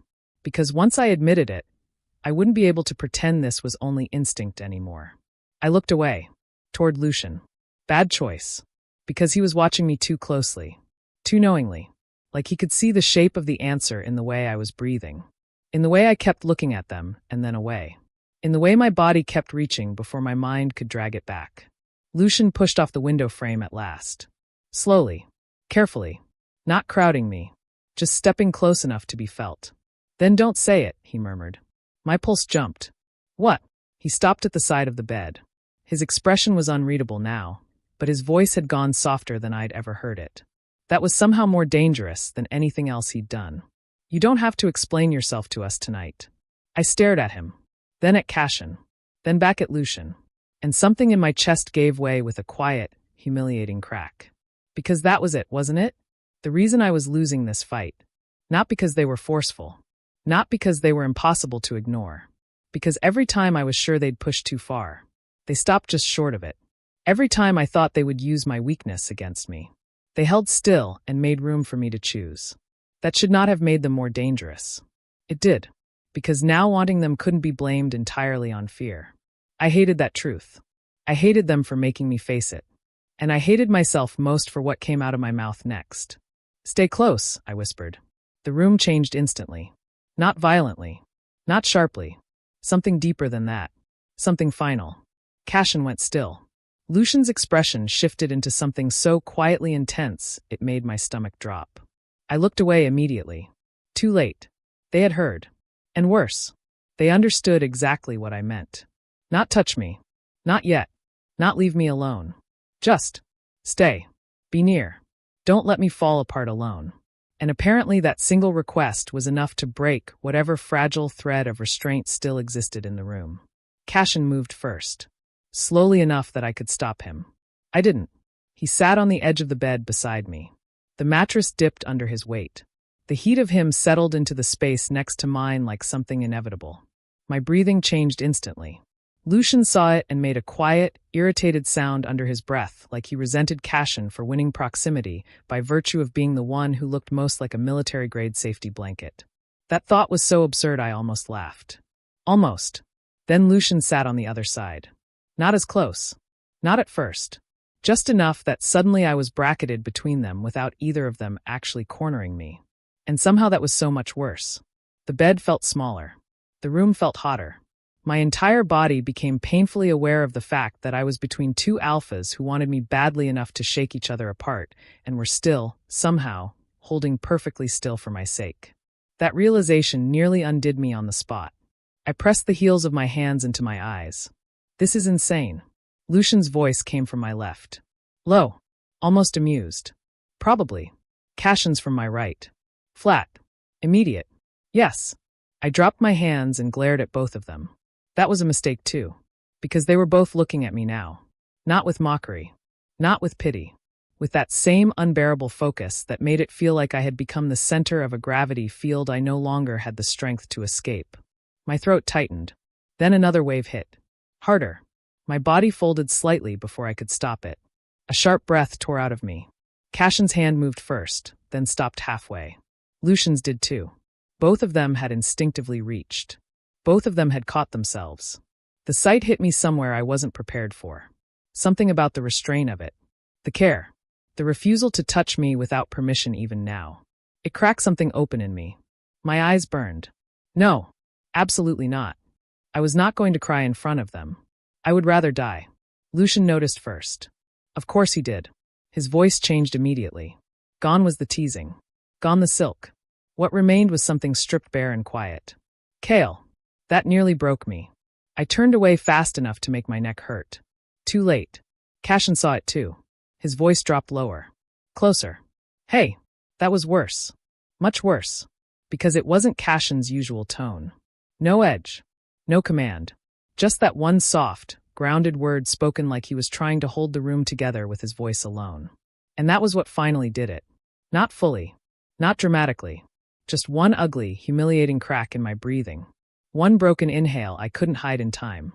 Silence followed. Then, very quietly, I said the truth I had been trying not to touch all night. I'm scared. No one answered immediately. I couldn't look at them. Couldn't survive seeing what that confession did to their faces. The mattress shifted once. Then a warm weight settled lightly over the back of my hand. Cashin. Not gripping. Not holding me in place. just resting his hand over mine like an anchor. Like a promise. I froze, then slowly looked down. His hand was large, steady, warm against my skin. Nothing more. Nothing less. It should not have affected me as much as it did. It devastated me. Because my body, which had spent the entire night betraying me in the most inconvenient ways possible, reacted to that simple contact like it had been starving for it. My breathing shook. But this time not only from heat. Lucian watched in silence for one long second. Then, after the slightest hesitation, he reached up and tucked one strand of hair away from my damp forehead. The gesture was so gentle it almost hurt. I looked at him in shock. Lucian held my gaze. And for once, there was no performance in his face. No teasing. No elegant cruelty. Just something achingly direct. "You're not alone in this," he said quietly. That was the end of me. Not completely. But enough. Enough that my throat tightened so hard it hurt. Enough that my hand curled instinctively under Cashin's. Enough that I closed my eyes because if I kept looking at either of them, I was going to lose whatever was left of my pride. The room settled around us after that. Not because the heat was gone. It wasn't. My body still ached. Still burned. Still throbbed with every breath and every shift and every inch of space between us. But the panic had changed. Lowered. Softened at the edges. Because now there was weight beside me. Warmth around me. Steady breathing on both sides. And against all reason, all survival instinct, all common sense. I felt safer there than I had any right to. That was the real disaster. Not the designation reveal. Not the biological crisis. This terrifying, impossible sense of safety between two men who should have ruined me and instead sat beside me in the dark like they were waiting for the world to try. I don't know how long we stayed like that. Minutes. Maybe longer. Time had stopped meaning anything. Eventually Lucian spoke first. Quiet enough that the words felt private. He's calming. Cashin's thumb moved once over the back of my hand. A tiny stroke. Barely there. Still enough to make my pulse jump again. His answer came low. I know. I opened my eyes just enough to glare weakly at both of them. I can hear you. Lucian smiled faintly. Good. That was not a compliment. I know. I made a tired, offended sound and let my head fall back against the pillows. Then immediately regretted being conscious, because the second I relaxed, I became aware again of the ache low in my body. I went very still. Cashin noticed instantly. What? I looked at the ceiling. Then at absolutely nowhere. Then muttered, because apparently the universe had decided I would die of humiliation in stages. It still hurts. Silence. Then Lucian asked softly. Worse when you're tense. I wanted to launch myself into the sea. Instead I said through gritted teeth. I hate both of you. Cashin's voice came dry. That's not an answer. I glared at him. Yes. Lucian's gaze sharpened immediately. Cashin's hand over mine tightened once. Not possessive. Not yet. Protective. Grounding. Then breathe, Cashin said quietly. Slowly. I stared at him. That's your solution? For now. That's not very impressive. His mouth almost moved again. That tiny almost smile. That impossible crack in his composure. And God help me, even now, burning alive and one bad decision away from emotional collapse, I still felt it like a direct strike. You're still arguing, he said. It's all I have left. Lucian leaned in slightly. No, he said softly. It isn't. That made me look at him. A mistake. A catastrophic one. Because he was too close now. Not touching. Just there. Beautiful and dangerous, and watching me with that awful, quiet intensity like he could already see all the places I would eventually give in. My pulse jumped again. And this time, for the first time all night, I didn't look away fast enough. Lucian saw it. Cashin saw him see it. The room tightened. I swallowed hard. Then realized, with a slow and terrible certainty, that the heat wasn't the only thing changing. Something else had shifted too. Something final. Because the fear was still there. The embarrassment too. The danger, absolutely. But underneath all of it now was a truth I could no longer hide from myself. I wanted them. Not just because my body was unraveling. Not just because instinct had its claws in me. Because somewhere between all the fighting and circling and resisting and watching, they had gotten under my skin. And now it was too late. I looked down at our hands. At Cashin's hand still over mine. At Lucian sitting too close on the other side. At the shape of both of them in the dark. Still here, still waiting, still refusing to leave.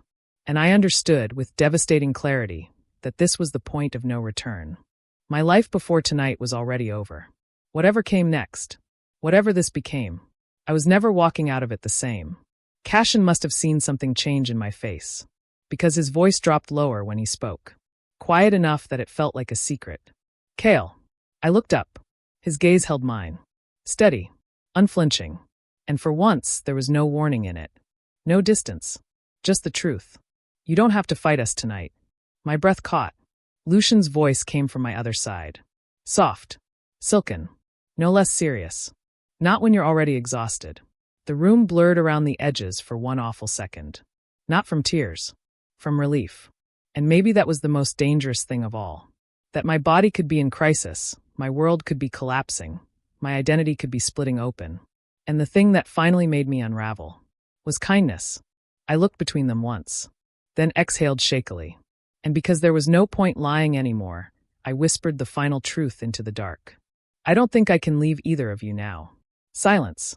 Heavy. Total. Then Lucian smiled first. Not victorious. Something much more devastating than that. Soft. Certain. Like he had known this would happen long before I did. Cashin didn't smile at all. He just looked at me with that same impossible stillness and something fierce and dark and almost reverent in his eyes. His hand tightened over mine once. A vow. A claim. A promise. And when he finally spoke, his voice was so low it barely sounded like speech.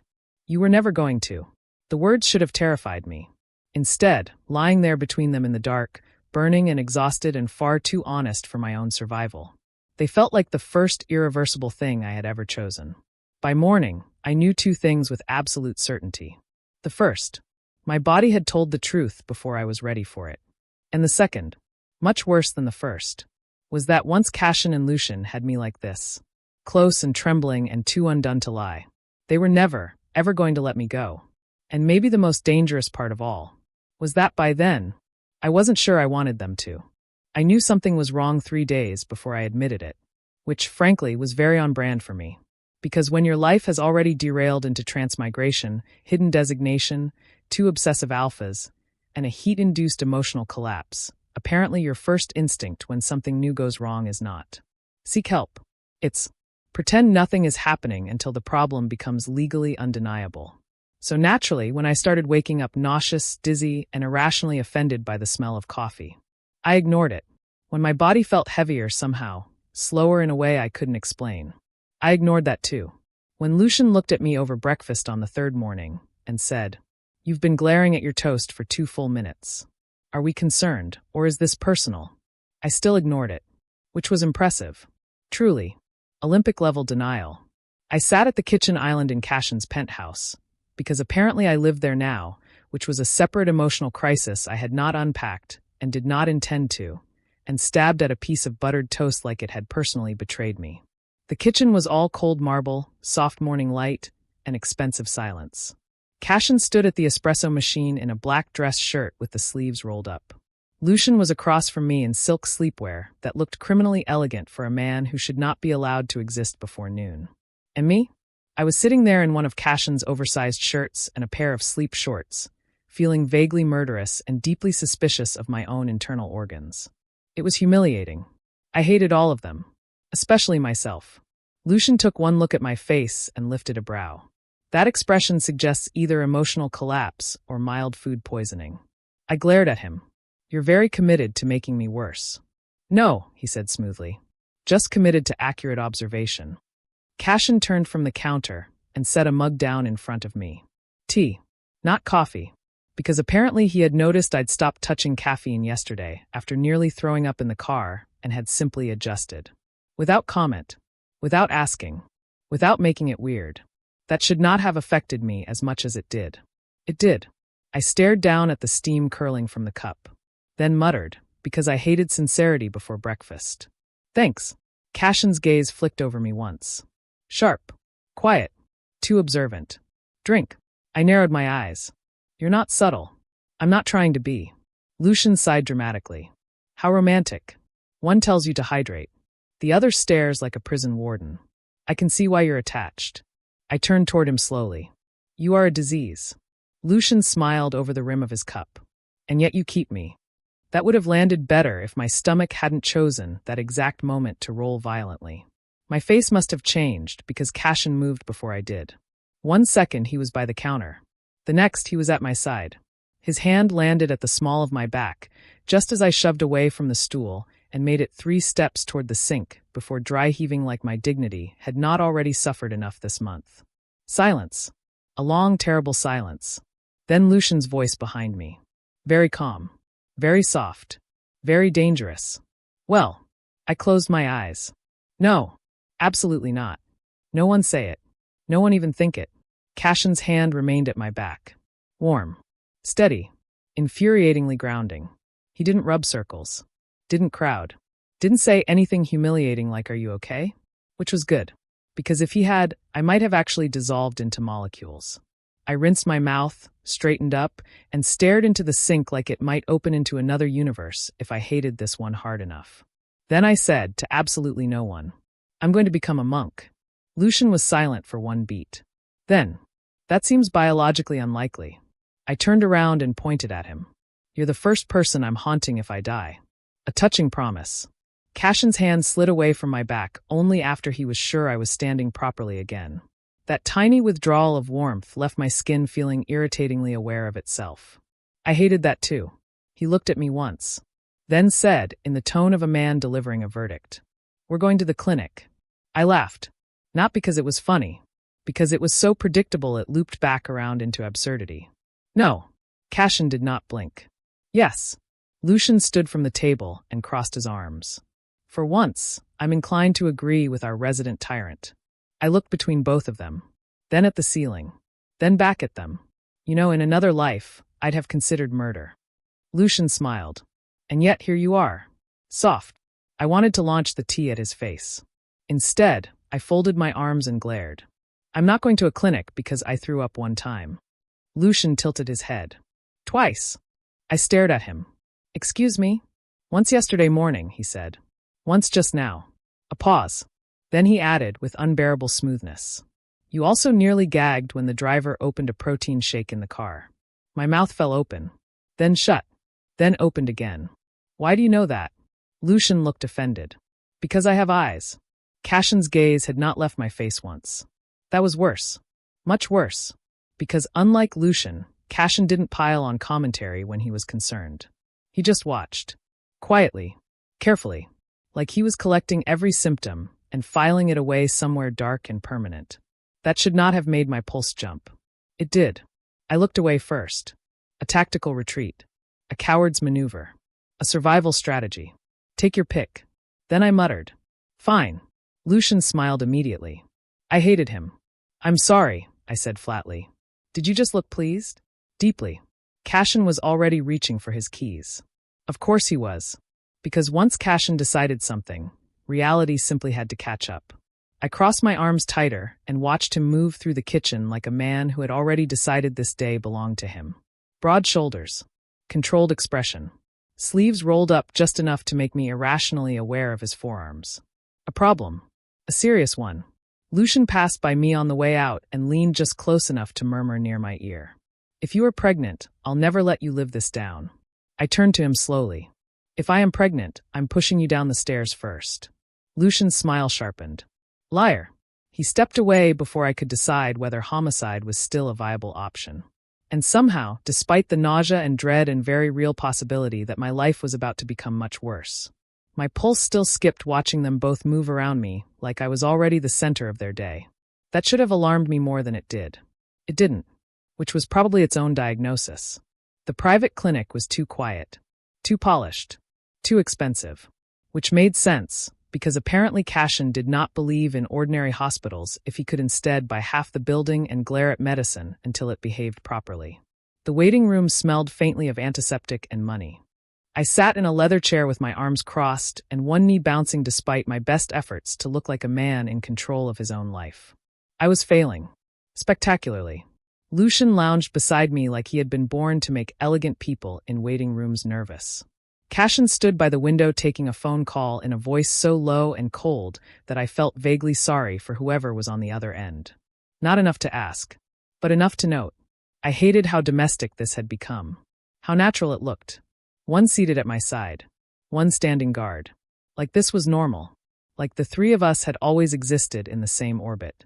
Like I hadn't once sworn I would avoid them at all costs. Idiot. I was an idiot. The doctor returned 20 minutes later with a tablet in hand and the kind of carefully neutral expression that made my blood run cold instantly. No. No, no, no. Absolutely not. She smiled at me first. A terrible sign. Mr. Arden. I hated that already. I have your results. Lucian straightened. Cashin turned from the window immediately.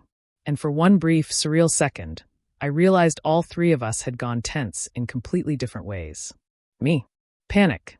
Lucian. Predatory focus hidden under polished calm. Cashin. The stillness of a man seconds away from becoming a military incident if reality disappointed him. The doctor glanced between all of us once, then looked back at me. You're approximately 6 weeks pregnant. Silence. No one breathed. No one moved. Time stopped.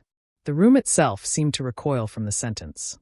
I stared at her, then blinked, then stared harder, like if I looked offended enough the words might reverse themselves out of existence. No, I said. Very intelligently. Very eloquently. The doctor smiled again in that horrible, patient way medical professionals do when they know they are right, and you are simply having a dramatic personal experience about it. Yes. I looked at Lucian, then Cashin, then back at the doctor. No. Lucian actually laughed. Not loudly. Just once. Soft and disbelieving, and a little too delighted for a man standing beside the ruins of my sanity. I whipped toward him. Why are you making that face? Lucian's expression was almost beautiful in its shock. Too open. Too bright. Too undone. That unsettled me more than the laughter itself. Because Lucian didn't lose his composure easily.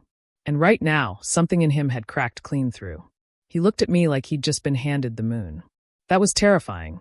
Cashin hadn't moved at all. He was standing utterly still near the window, staring at me with an expression I had never seen before and immediately did not trust. Not because it was cruel. Because it wasn't. It was worse.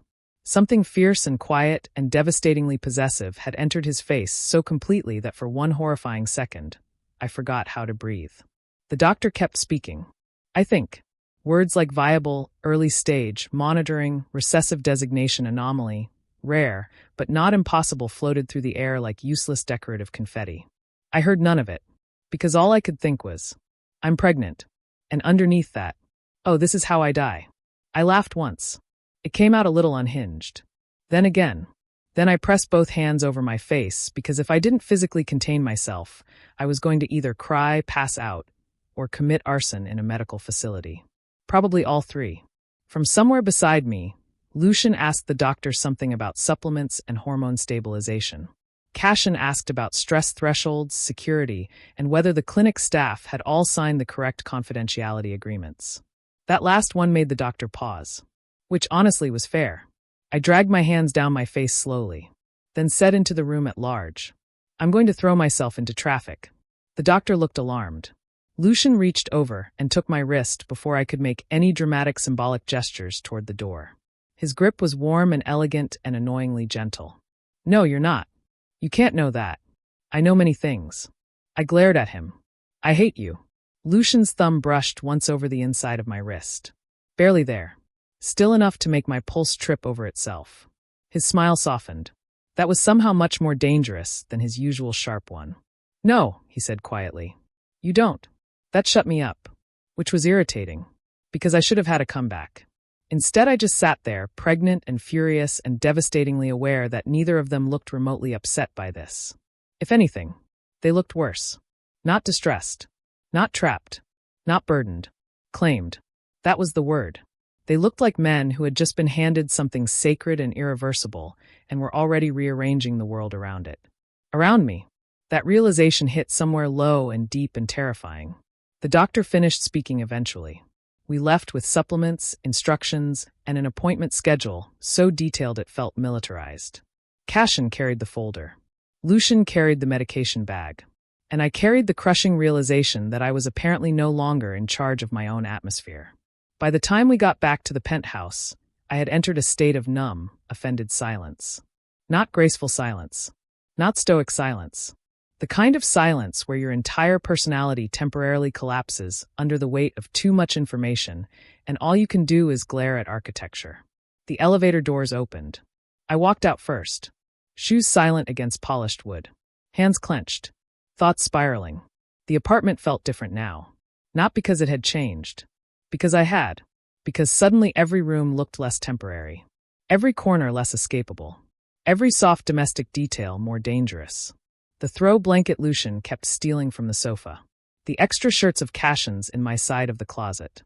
The tea Lucian had started ordering because I liked one specific brand and had once insulted the cheaper one in passing. The prenatal supplements now sitting in Cashin's hand like a loaded weapon. I stopped in the middle of the living room, then turned around slowly. Cashin and Lucian both halted immediately. Their attention landed on me with frightening precision. I stared at them, then said, because someone in this house had to be honest. You both look insane. Lucian's mouth curved first. That's hardly new. No, I said flatly. I mean worse. Cashin's gaze did not leave my face. How? I laughed. Short. Sharp. Nearly hysterical. Then pointed between them. Like this, I snapped. Like I just came home from the clinic carrying your collective emotional hostage situation. Neither of them denied it. That was the problem. I looked at Lucian first. You're staring at me like you're trying to memorize my soul. Then at Cashin. And you look one bad sentence away from putting me on house arrest. Cashin answered immediately. That's not unreasonable. I blinked. Then stared. Then blinked again. I'm sorry, what? Lucian, to his eternal credit, at least had the decency to laugh. Cashin remained entirely serious. Which was worse. Much worse. He stepped closer. Not enough to crowd. Enough to feel like weather. His expression had gone very still. Very dark. Very, very certain. You're carrying our child. My throat tightened instantly. The words landed like a physical thing. Not a child. Not something happened. Not we'll deal with it. Our child. Mine. Theirs. Ours. Something dangerous and warm and terrifying moved through my chest before I could stop it. I hated that. Lucian stepped in too, slower than Cashin, but no less deliberate. He stopped on my other side, close enough that suddenly I was bracketed between them again. That had become a terrible pattern in my life. You think we're going to be normal about this? Lucian asked softly. I stared at him, then at Cashin, then back at Lucian. And because I was tired and overwhelmed and hormonally ambushed by the universe, I said the first honest thing that came to mind. I was hoping for at least 48 hours of denial. Lucian actually laughed this time, warm and low and helpless enough to make my pulse trip. Cashin's mouth moved too. That tiny almost smile. That impossible fracture in his composure that somehow still felt more intimate than if he'd touched me. Then Cashin's gaze dropped. To my stomach. Just for a second. But it changed the room. Because the second he looked there, Lucian did too. And suddenly I was unbearably aware of the fact that there was still no visible change. No proof yet beyond lab results and symptoms and the terrible little packet of vitamins in Cashin's hand. And yet both of them looked at me like the axis of their lives had already shifted. That should have scared me more than it did. It did scare me. Just not enough. Lucian's voice softened when he spoke again. Come here. I narrowed my eyes immediately. That sounds suspicious. Everything sounds suspicious to you. Because I'm surrounded by suspicious men. Cashin's voice came low and steady. Kale. That tone again. That grounded, impossible tone that always made my body react before my pride could intervene. I hated it. I hated that it worked. But I was tired. So tired. And emotionally, physically, biologically outnumbered. So after one final glare for dignity's sake, I stepped closer. That was all it took. Cashin set the folder aside. Lucian took the medication bag from his hand and dropped it onto the console table without looking. And then, very carefully, like I was something breakable they didn't trust themselves with, they pulled me in. Not hard. Not crushing. Just close. Cashin's arm wrapped around my waist first.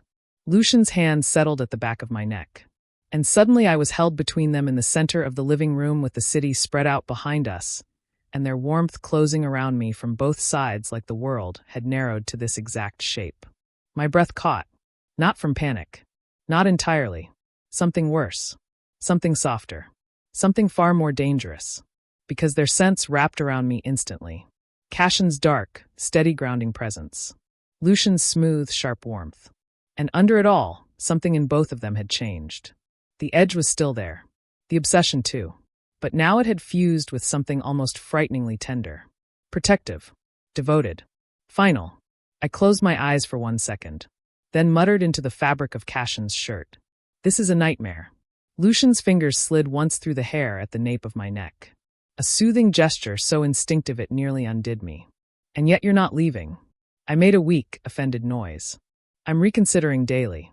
Cassion's arm around my waist tightened just slightly. Not enough to trap. Enough to make a point. His voice dropped near my temple. Liar.